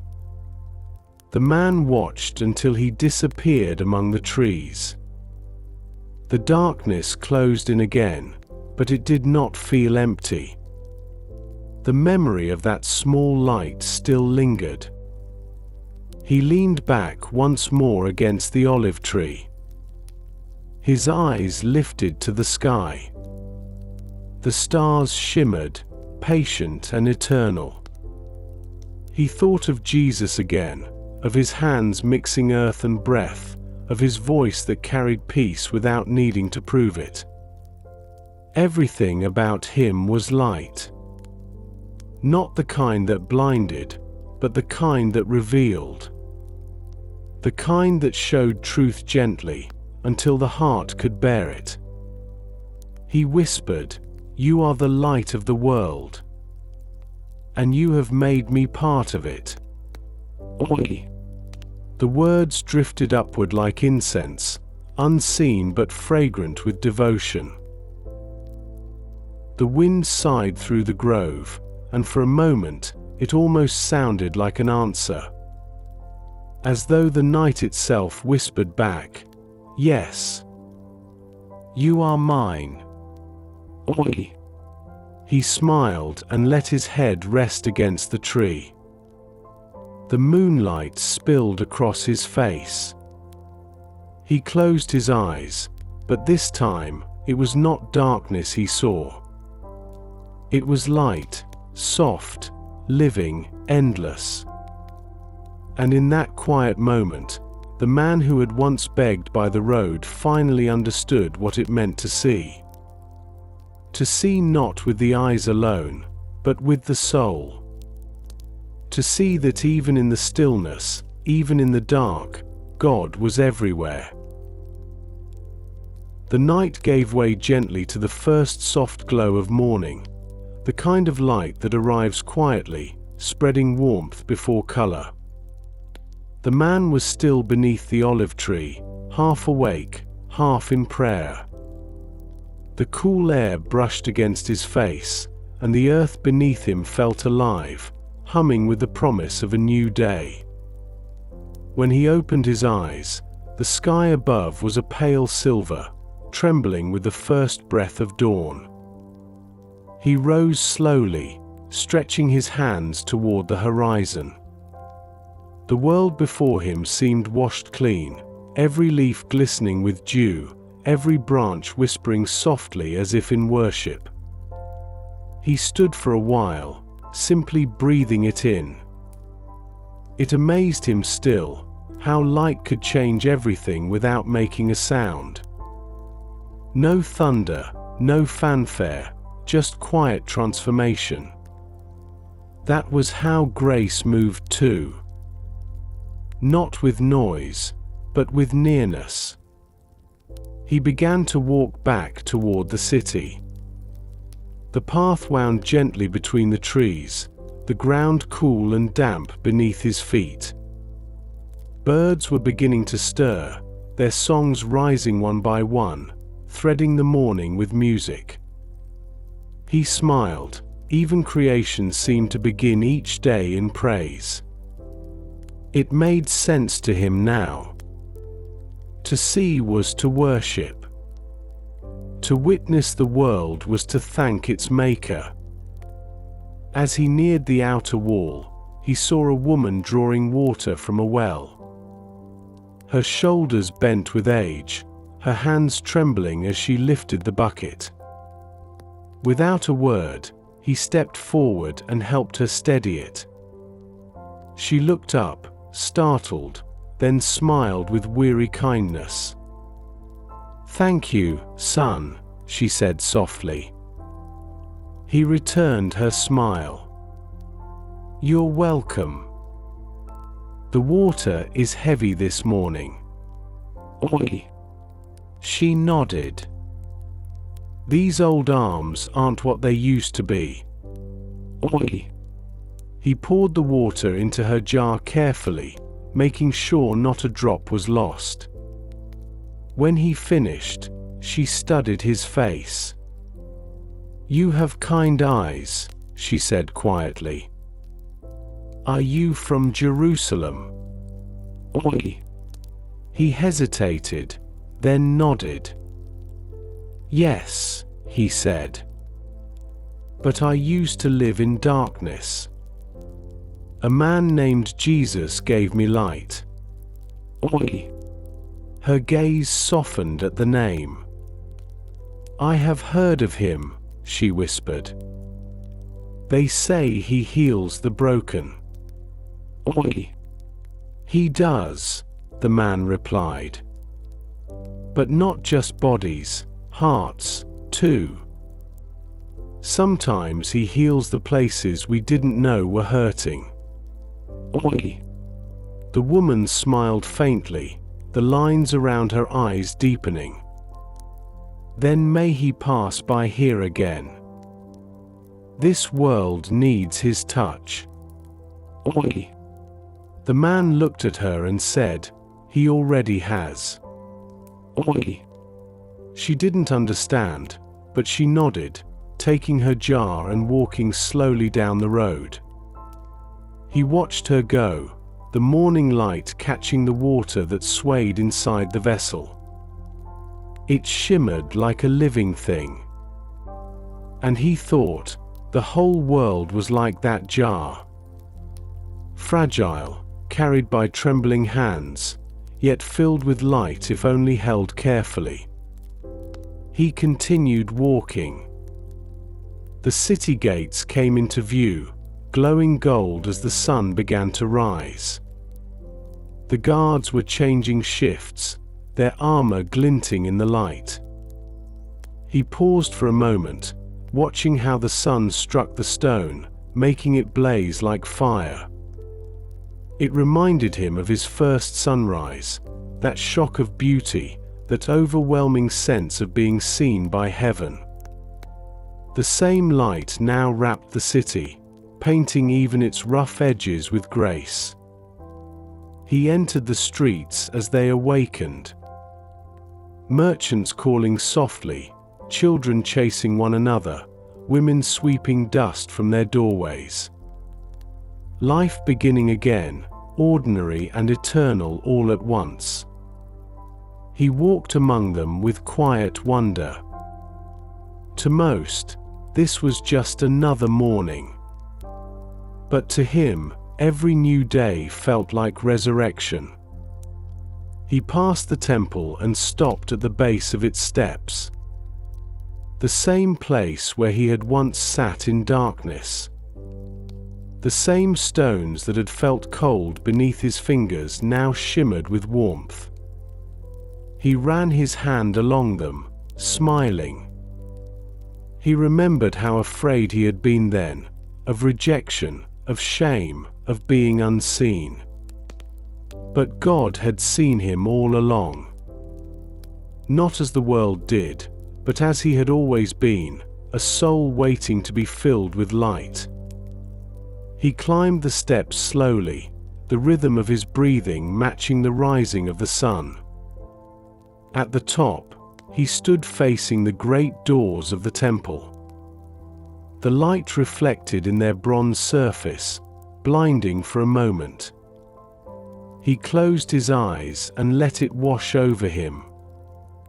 The brightness no longer hurt. It embraced. In the stillness, he prayed. Not aloud, but within. Words were no longer needed. Gratitude itself had become its own kind of language. Every heartbeat said thank you, every breath said I see you. He realized then that prayer was not always asking, sometimes it was simply looking. Looking at the world with eyes that finally understood. The temple bells rang, deep and slow, echoing through the valley. He felt their vibration through the soles of his feet. The sound mingled with birdsong, with footsteps, with laughter. Life and worship were no longer separate, they were one. He turned away from the gates, stepping back into the light of the street. The sun had climbed higher now, painting the city in gold and white. Everything shimmered. Even the shadows seemed alive, no longer places of fear but of rest. He smiled, his heart at peace. The day stretched before him, full of grace yet to unfold. And as he walked on, he whispered softly to himself, "The light of this world has touched me. And I will walk in it, wherever it leads." Oi. The morning wind carried his words away, weaving them into the rhythm of the waking city. They rose with the scent of bread and dust and prayer. And somewhere beyond, in places unseen, the same light continued its work, healing, revealing, forgiving. Quietly. Faithfully. Always. The morning stretched into full light, the kind that seems to pour warmth straight into the heart of the world. The man walked through the streets of Jerusalem with quiet purpose, not seeking attention, not clinging to memory. His steps were unhurried, steady, like someone who has finally found the rhythm of peace. He no longer moved as a beggar or an outcast. He walked as one who belonged, not because the city accepted him, but because heaven had. The marketplace was alive again. The sound swelled around him, the cries of merchants, the clatter of pots, the laughter of children. He could now see the colors that had always been described to him. Bright reds of pomegranates, the deep blues of woven cloth, the glimmering gold of sunlight on glass jars. He stopped often, not to buy, but simply to see. Each sight felt like a small act of worship. To look upon creation was to look upon grace. He passed a group of men speaking heatedly near a corner. Though he couldn't hear every word, he caught enough to understand. They were still arguing about Jesus. Some spoke of him with reverence, others with anger. He breaks the law, one said. He heals when no work should be done. Oi. Another answered, and yet the blind see and the lame walk. Is that not the work of God? Oi. The man lingered for a moment, listening. Their words no longer stung. He had seen enough to know that truth did not need defense. The same light that opened his eyes would, in time, open theirs. He turned away quietly, praying for them as he walked. For those trapped in their own blindness, that mercy might one day reach them too. The streets began to thin as he moved toward the quieter edge of the city. There, a small garden grew along the side of a stone house. The scent of mint and rosemary filled the air. He knelt beside the path, letting his fingers brush over the herbs, feeling the cool leaves under his touch. He rubbed a sprig between his palms, breathing in the fragrance. It reminded him of the clay, that moment when heaven met earth and gave him new life. He whispered softly, "You used the dust to heal me.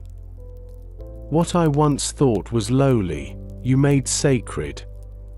Oi. The words sank deep into the stillness. He realized that nothing was ordinary anymore.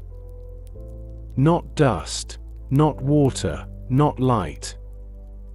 Every part of creation had become a signpost pointing toward its maker. As he sat there, a small boy came running up the path, chasing a lamb that had wandered from its flock. The boy tripped and fell, and the lamb stopped beside him, bleating softly. The man smiled, rising to help him. "You're all right," he said gently, brushing the dust from the child's robe. The boy nodded, embarrassed but smiling. "He keeps running away," he said, pointing to the lamb. The man chuckled. "Even the small ones wander. But they always know the voice that calls them home." Oi. The boy grinned and ran off again, laughter echoing as he caught up to his little companion. The man stood watching for a while. He thought of Jesus again, the Good Shepherd who never stopped seeking the lost. And he knew that his own life was a reflection of that love. Once lost, now found. Once blind, now seeing. Once sitting in darkness, now walking in light. He turned his gaze toward the horizon. Beyond the walls, the hills shimmered under the sun. The world felt wider than it ever had before. But instead of feeling small within it, he felt held. It was as if the light itself carried him wherever he went. He whispered again, "You found me when I could not find you. You saw me before I saw anything. You loved me before I knew what love was." Oi. His voice broke softly, the emotion gentle but deep. He wasn't weeping from sorrow anymore, only from the weight of gratitude. The wind rose, stirring the leaves around his feet. The air felt alive, almost listening. He looked up, his eyes reflecting the brightness of the day. For a moment, it seemed as though the whole world stood still, the trees, the air, even time itself, just to honor what had happened in him. And then the moment passed. A dove fluttered down from a rooftop, landing near his feet. It tilted its head, watching him. He crouched slowly, smiling. "You see too, don't you?" he whispered. "The same light in the sky shines within us." Oi! The bird lingered for a breath, then lifted again into the open air, its wings flashing white against the blue. He rose, following its flight with his eyes until it disappeared into the horizon. His heart lifted with it. This was what it meant to be healed. Not simply to see the world, but to live as part of its praise. The city behind him hummed with life. The hills before him glowed in peace. And between them stood one man, no longer defined by what he had lacked, but by what he had found. The light that once opened his eyes now guided his steps. It was no longer outside him. It was within. He whispered once more, almost to the wind itself, "The world was never dark. Only my eyes were closed." Oi! And he began to walk again, slow and steady, toward wherever the light would lead. The afternoon sun began to mellow, turning the city gold and gentle. The air grew slower, softer. The man walked through the fields beyond the walls, where tall grass swayed with the wind like waves of light. The path beneath his feet was uneven, but his steps were sure. He no longer needed to think about where to place them. Sight had given him more than vision, it had given him trust. The hum of life surrounded him. Bees drifted lazily among wildflowers. The cry of a distant hawk echoed above. Somewhere close, a stream murmured over stones. The sound pulled him closer until he found it, a narrow ribbon of water running clear and bright through the valley. He knelt beside it, watching sunlight play across its surface. The ripples caught the sky, turning it into 1,000 pieces of heaven. He cupped the water in his hands and let it slip between his fingers. The sight of it filled him with a deep ache of gratitude. This was where it had begun, with water. The cool touch of faith upon closed eyes. The mingling of clay and breath, heaven and earth. He closed his eyes now, remembering that first voice. "Go and wash." Oi! Two simple words that had changed everything.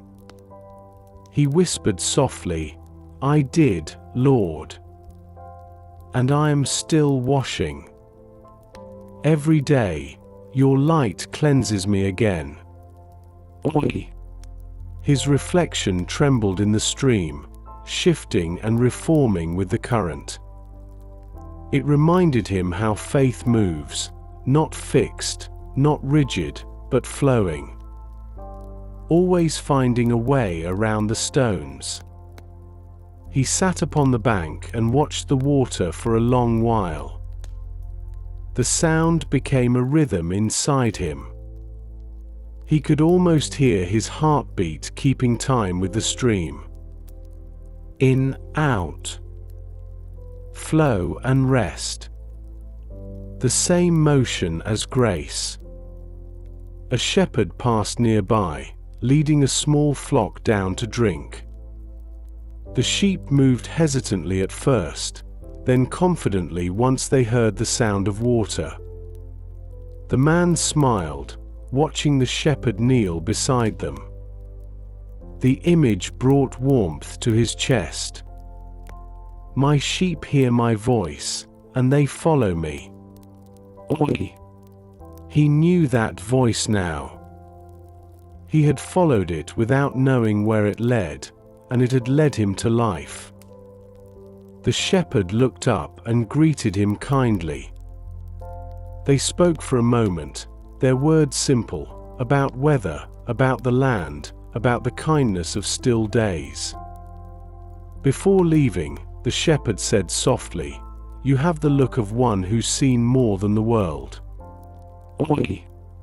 The man smiled and nodded. "Perhaps," he said gently. "But only because the world finally let me see the one who made it." Oi. The shepherd touched his hand in quiet blessing and moved on. The man watched as the flock drifted into the hills, their bells ringing faintly in the wind. When they were gone, the valley fell silent again. Only the stream continued its endless hymn. He lay back upon the grass, looking up at the sky. Clouds drifted slowly, soft and pale against the blue. He watched their shapes shift, one moment a mountain, the next a wave, then gone entirely. Everything changed, yet everything remained. It struck him that light was like that too. Never still, never lost. Always becoming. His thoughts wandered back to the temple courtyard. The questions, the anger, the disbelief.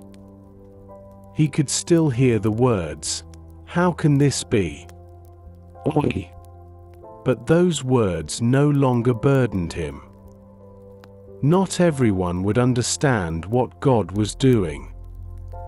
Not everyone was ready to see. And that was all right. The light comes when the heart is willing. He turned his head to the side and saw a small flower growing between two stones. Fragile, thin, barely holding on. Yet its petals glowed with color, deep violet against the gray rock. He smiled. Even in hard places, beauty finds a way to bloom. Maybe faith was like that, born not in comfort, but in struggle. The dark soil, the hidden waiting, the unseen growth. All of it necessary before the first light of morning. He reached out and touched the flower gently. Its stem bent beneath his finger, then lifted again. Resilient. Living. He whispered, "You know too, don't you? You've felt his light." Oi. And as he said it, he realized everything that lived by that same gift. Sight was not just for eyes. It was for everything that breathed, everything that reached toward the sun. The wind rose slightly, bending the grass in rippling waves. The sky darkened to amber as the day began to close. He remained where he was, the cool earth beneath him, the sound of the stream like a song beside his ear. The light softened, stretching across the valley in gold and shadow. It reminded him of that first touch, that quiet moment when heaven met dust. He whispered again, "You are still here. Still touching the earth. Still giving sight to those who trust." Oi. The words drifted upward, carried by the breeze. He didn't need to raise his voice. God had never required volume. Only faith. He lay there until the sun began to sink behind the hills. The world turned golden, then rose, then finally a deep, restful blue. The same rhythm again, light, shadow, light. Day, night, day. He smiled at the perfection of it. Darkness was never the end. It was simply where the next morning began. And as the first stars appeared above the valley, he closed his eyes, not to shut out the world, but to rest in its peace.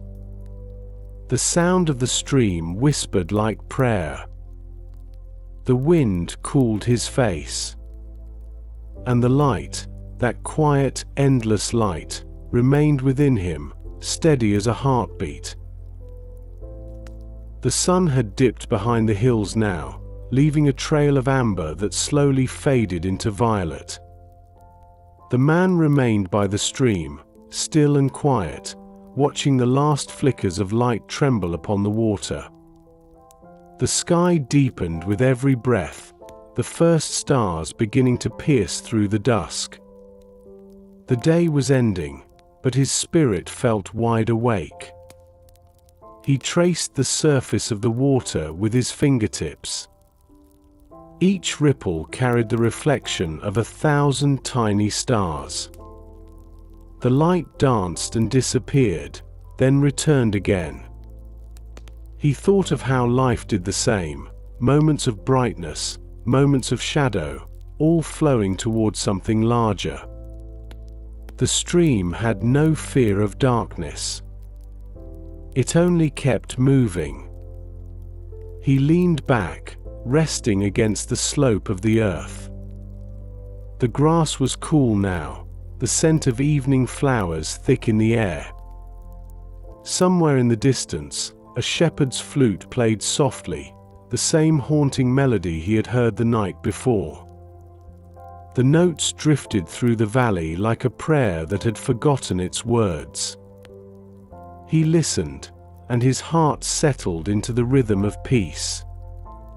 He remembered how frightened he had been that morning by the sudden flood of light. How the shapes and colors had overwhelmed him.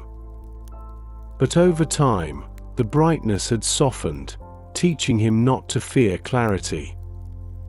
Sometimes truth dazzles before it comforts. Now he understood, light did not come to blind, it came to reveal.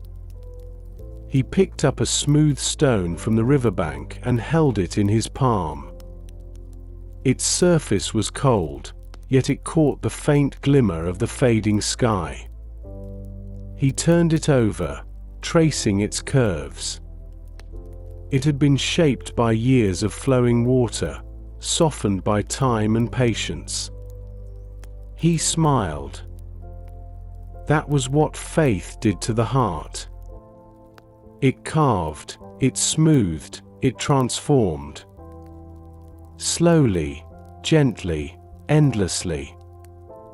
He whispered into the dusk, "You did not just open my eyes, Lord.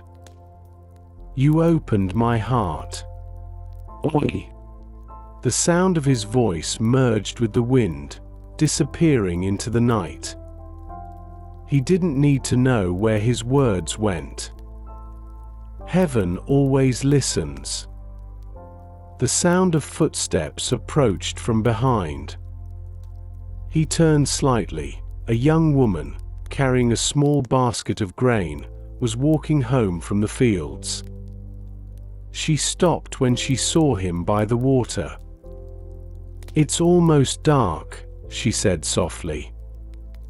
"Are you not afraid to stay out here alone?" Oi. He smiled. "Once, darkness was all I knew. But now, even the night feels full of light." Oi. She looked at him curiously. "Are you the man the teachers spoke of, the one who was blind?" Oi. "I was," he said gently. "But not anymore." Oi. She hesitated, then knelt by the stream to fill her flask. "I have a brother," she said quietly. "He cannot speak. My mother prays for him every day. Sometimes I wonder if God hears her." Oi. The man's eyes softened.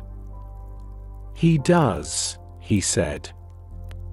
Even the prayers too quiet for our own ears reach him. I waited a lifetime in silence before I heard his answer.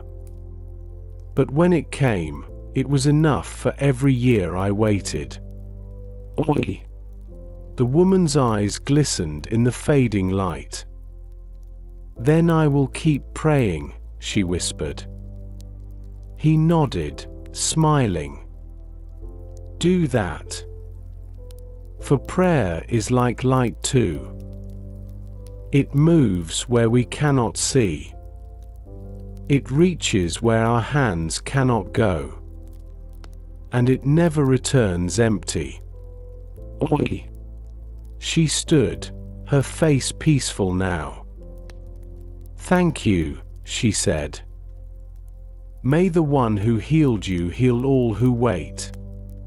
Oi. She walked away slowly, her basket balanced on her shoulder, her figure fading into the gathering dark.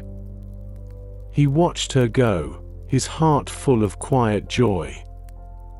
Each encounter felt like a reflection of the same truth, that every person he met carried some shadow waiting for light. Maybe that was why he had been healed. So that he could become a small flame for others. So that those still walking in the dark could see, even from far away, that dawn was possible. The flute's melody returned, floating low through the valley. The stars were stronger now, their glow mirrored in the stream. He looked up at the heavens and felt small, yet completely seen. Once, the sky had been only sound to him, wind, rain, thunder. Now it was a living tapestry of light. Each star seemed like a heartbeat of God. He whispered softly, "You are everywhere, aren't you?" Oi. The question didn't need an answer. The wind itself replied. The cool air brushed against his skin. He lay down fully now, arms folded beneath his head, watching the heavens. The peace that filled him was not fleeting. It was deep, quiet, whole. The kind that doesn't depend on what the eyes can see. He could close them now and still feel the same light behind them. He thought of the words Jesus had spoken. I am the light of the world. Oi. And he realized that light wasn't just for sight. It was for life. It was for every corner of creation still waiting to wake. He smiled through the stillness, whispering one final thought into the night. And now, Lord, I see everything differently. Even the darkness is yours. Oi. The stars shone brighter, as if nodding in agreement. The sound of the stream softened into a lullaby. His breathing slowed, matching its rhythm. And there, between earth and sky, he rested, not as one who feared the dark, but as one who finally understood that even in darkness, the light remains. The night had deepened into its quietest hour, that sacred stillness when the world seems to hold its breath. The man lay near the stream, eyes half open, watching how the moon's reflection trembled across the water. It was silver and soft, like the glow of a candle seen through a veil. The air was cool now, carrying the faint scent of jasmine and earth. Every sound, the rustle of leaves, the murmur of water, the occasional whisper of wind, blended into a single rhythm. It was as though creation itself had slowed to pray. He turned slightly, gazing at the moonlit path ahead. The same road he had once stumbled along in darkness now shimmered faintly with light. He smiled quietly. Once, each step had been guesswork, each movement a risk. Now, every path felt safe, every turn purposeful. When you walk with faith, the road no longer feels unknown. He thought back to that morning when Jesus' voice had reached him through the crowd. The memory came not as a scene, but as a feeling, warm, steady, unmistakable. He could still hear that tone, gentle, commanding, kind. Go, wash in the pool of Siloam. Oi. Just 7 words. Yet in them was life. He hadn't understood then. He hadn't even believed fully. But something in that voice had stirred a forgotten courage inside him. A whisper that said, "Trust me." Oi. And so he had. He'd walked through ridicule, through doubt, through confusion. Each step had been heavy, but his heart had kept beating toward obedience. Now, looking back, he realized, faith begins not with clarity, but with movement. Sometimes you walk blind toward the light, and only when you arrive do you see that the path itself was holy. He closed his eyes, the memory washing over him. The feeling of water against his skin. The sting of clay melting away. The sudden flood of light. It had been too bright at first. Overwhelming. Yet it had not burned. It had embraced. That was what God's mercy was like, fierce and tender, vast and near. He felt it again now, the same warmth, the same stillness. He whispered softly, "You opened my eyes once. And you open them again every day." Oi. His voice trembled slightly in the air. Even when I forget, even when the world feels heavy, you remind me to look again. To see grace in what I overlook. To see you in everything. Oi. The words faded, carried by the breeze. The stars above seemed to listen. Each one steady, unwavering. He thought of how once he had begged people for coins, his hands open in need. Now, his hands opened only in thanksgiving. The world had not changed, but his eyes had. What had once looked ordinary now glowed with meaning. Even silence had become sacred. He sat up slowly, running his hands through the cool grass. He gathered a few stones from the stream's edge and arranged them in a small circle. Then he took one smooth stone and placed it in the center. It wasn't an altar, just a remembrance. A way to mark what had been done. He whispered, "This is not for you to remember, Lord. It's for me. So I never forget that I was seen." Oi. The wind rose gently, moving through the trees. The moonlight shifted, spilling brighter across the water. It shimmered as if in approval. He smiled through the stillness. Gratitude filled his chest, not loud, not dramatic, but steady like breath. He realized that this was the truest form of worship. Not the song, not the ritual, not the words. Just the heart, still and open before its maker. He leaned back again, resting his head upon the earth. The stars blurred slightly through his lashes. He remembered how he had once feared the night, how he had dreaded the long hours when he could not see, when the world was only sound and guesswork. Now, the night felt like a companion, a gentle teacher.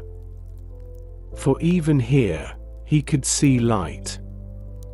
The kind not born of sun or flame, but of presence. The kind that glowed quietly within. A soft rustle broke the stillness, a fox darting across the meadow, its fur glinting faintly in the moonlight. The man watched it move, silent, fluid, alive.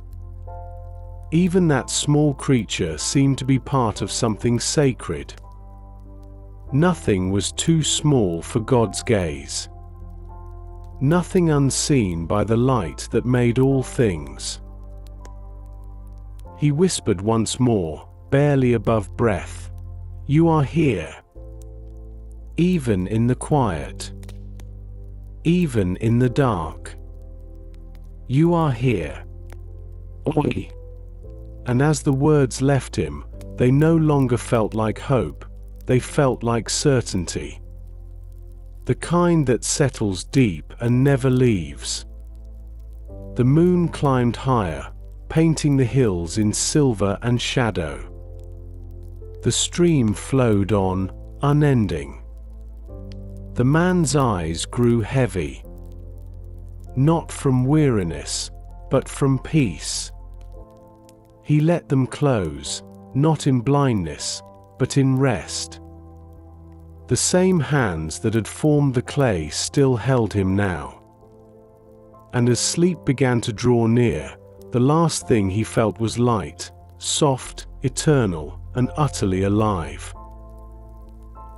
The night began to fade into its gentle turning, that quiet hour when darkness loosens its grip and the first whispers of dawn begin to stir. The stream beside him glimmered faintly, no longer silver but soft grey, mirroring the slow awakening of the sky. The man stirred in his rest, his body still, his mind floating between dream and prayer. When his eyes opened, the horizon was beginning to blush with the tender promise of morning. He sat up slowly, the cool air brushing against his face. His hands rested upon the dew-covered grass, damp and alive. The valley stretched before him, quiet and endless. The trees swayed faintly, their leaves shivering as if they too awaited the sun. There was a stillness to it all, not emptiness, but expectation. The kind of peace that comes when heaven is about to speak again. He watched as the light returned, not suddenly, but patiently. First a thin edge of gold, then a widening glow that touched the hills, then a quiet flood of color over the land. He had seen many sunrises since the day his sight was restored, but each one still felt like the first. Light was never ordinary. It was always gift. He whispered, barely audibly, "You rise again, Lord. Even when the world sleeps, you keep shining." Oi. His words floated upward, carried by the cool breeze. The air was filled with the scent of grass, water, and distant smoke from morning fires. It all mingled together into something holy. He rose to his feet, brushing the dew from his robe. The earth beneath him was firm, the light gentle on his face. He began to walk toward the city once more, following the faint road that curved through the valley. With each step, the light grew stronger. Shadows faded, outlines sharpened. What had been hidden in darkness now revealed itself again.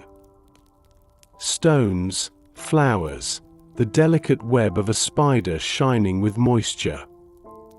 Every small thing glowed as if newly made. He smiled softly. That was how grace worked. It didn't need to announce itself. It simply revealed what had always been there, waiting to be seen. As he walked, he noticed the pool where the stream widened and stilled. The water was calm, a perfect mirror reflecting the pale sky. He knelt beside it, the same way he had long ago. His reflection looked back at him, older, calmer, wiser. He smiled at it. "We've come far," he whispered. "From dust to light. From begging to believing." Oi. He cupped the water in his hands and let it touch his face. The coolness felt like blessing. He closed his eyes for a moment, breathing deeply.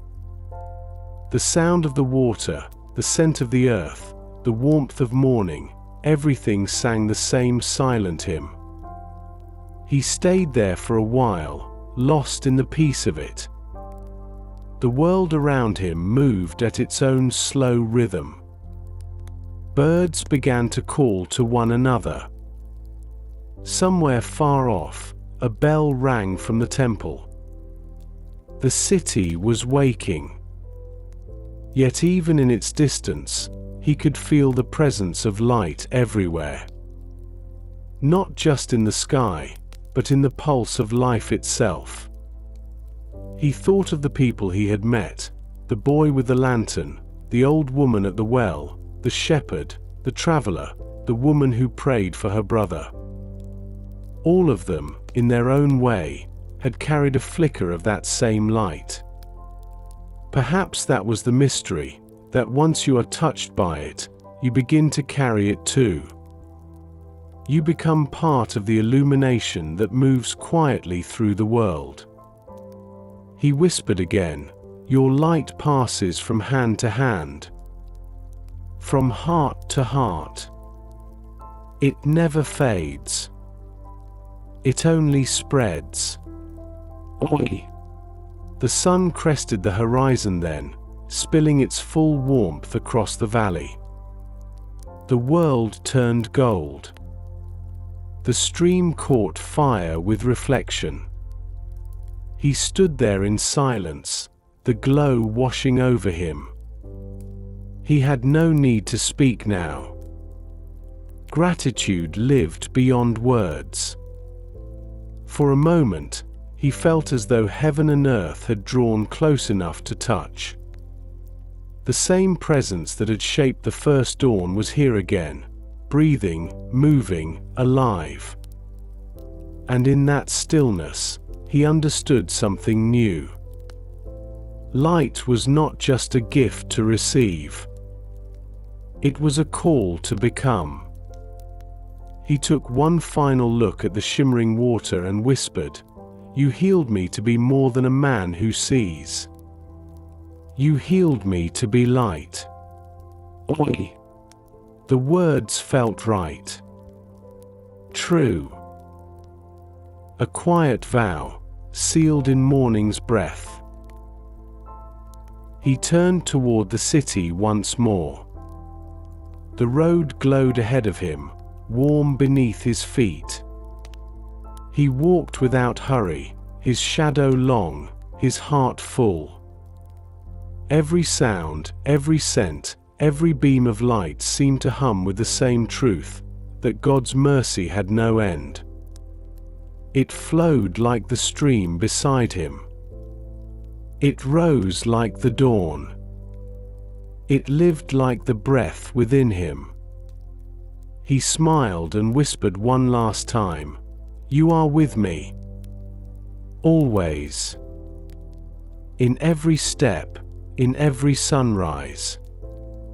In every quiet turning of the day." Oi. And as he walked into the brightness of morning, the valley behind him shimmered, water, stone, and sky all glowing together. The light that once touched his eyes now touched the world around him. And everything, for a moment, seemed to whisper in reply. The morning was fully awake now, sunlight flowing over the valley like a living river. The man walked slowly toward the city, his shadow trailing long behind him. Each step carried a quiet rhythm, soft, deliberate, peaceful. The air was clear, the sky open and endless. Birds swooped low over the fields, their wings catching flashes of light. Everything around him seemed to move in harmony. It was as though the world itself was breathing with him. The walls of Jerusalem rose ahead, glowing like pale gold under the early sun. He could hear the distant hum of life returning, merchants setting out their goods, the low murmur of prayer, the gentle cry of a child. The sound of it filled him with calm. For years, he had known this city only through echo and scent. Now, he could see every stone, every shadow, every glimmer of light bouncing between the narrow streets. Yet what he saw most clearly was not the city itself, it was what lay beyond it. The quiet, unending presence that seemed to dwell in everything. He paused before the gates. His eyes traced the curve of the arch, the roughness of the stone, the light falling across its edges. He remembered how he had once sat nearby, unseen, unheard, unwanted. He remembered the sting of rejection, the coldness of pity. And now, standing here again, he realized nothing in those years had been wasted. The waiting had prepared him. The darkness had trained him to love the light. He whispered softly, "You were with me then. You are with me now. You have never left." Oi. The breeze caught his words and carried them through the gate like incense. He entered the city slowly. People passed by, some recognizing him, others not. A few smiled, others simply moved on with their day. But their faces no longer stirred pain or pride within him. He carried something deeper now. Peace had become his companion. Gratitude, his constant prayer. He found a shaded corner near a small courtyard and sat down. The same courtyard where, long ago, he had first heard laughter without knowing the shape of a smile. Now he could see it, the colors, the movement, the soft beauty in the ordinary. A child playing with a clay toy. A woman hanging linen in the sun. A dove perched upon the roof, its feathers white as morning. The world was radiant with small miracles. He leaned back against the wall, closing his eyes for a moment. Even behind his eyelids, he could still feel the light. It pressed gently against him, a reminder that true vision never ends when the eyes close. It lives in the soul, in memory, in faith. The light that God gives cannot be taken away. It simply changes where it shines. He breathed deeply. Each inhale was peace, each exhale thanksgiving. The rhythm of it matched the slow beating of his heart. He whispered quietly, "You are my light, my sight, my breath, my life." Oi. A small boy approached, perhaps no older than 6. He carried a loaf of bread in his hands, wrapped in linen. "My mother says to share," the boy said shyly. The man smiled warmly and took a small piece, breaking it gently. "Tell your mother thank you," he said. The boy nodded and ran off again, his laughter echoing through the narrow street. The man looked at the bread in his hand. He broke it once more, the crumbs falling softly to the ground. He smiled. Even this simple act, reminded him of the one who had given him sight. The one who had fed thousands with the same grace, the same touch. He ate slowly, each bite filled with quiet gratitude. The sunlight shifted again, slanting through the archway and landing across his face. It was warm, steady, alive. He lifted his chin slightly, letting the light rest upon him. He did not move for a long while. He simply sat there, breathing, listening, being. He thought of everything that had happened. The years of blindness. The moment of healing. The confusion, the questions, the faith that had followed.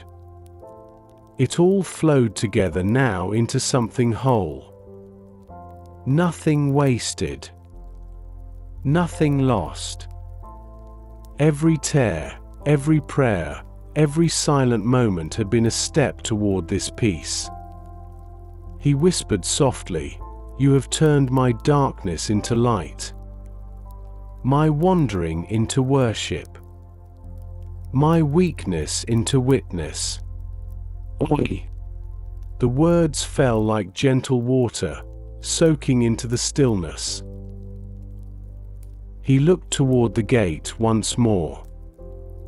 The sun had risen high now, flooding the streets with brightness. People moved like waves through the light, their shadows short and fleeting. He watched them for a long moment, then closed his eyes again. And in that stillness, he prayed, not for himself, but for all who still waited. For those who could not see, who still sat by the road hoping for mercy. He prayed that when the light passed by them, they would hear it, recognize it, and rise to follow it. He breathed out slowly. "Let your light reach them too, Lord, as it reached me." Oi. The city around him hummed quietly. The wind moved through the olive branches. The world glowed with life. And the man who had once been blind sat within it all, calm, whole, filled with peace beyond understanding. He opened his eyes one last time. The light was everywhere. In the air, in the stones, in the beating of his heart. It was not outside anymore. It was within. And as the day went on, he smiled softly and whispered into the warm, golden air. "Once, I walked in darkness. But now, I walk in the light of the world." Oi.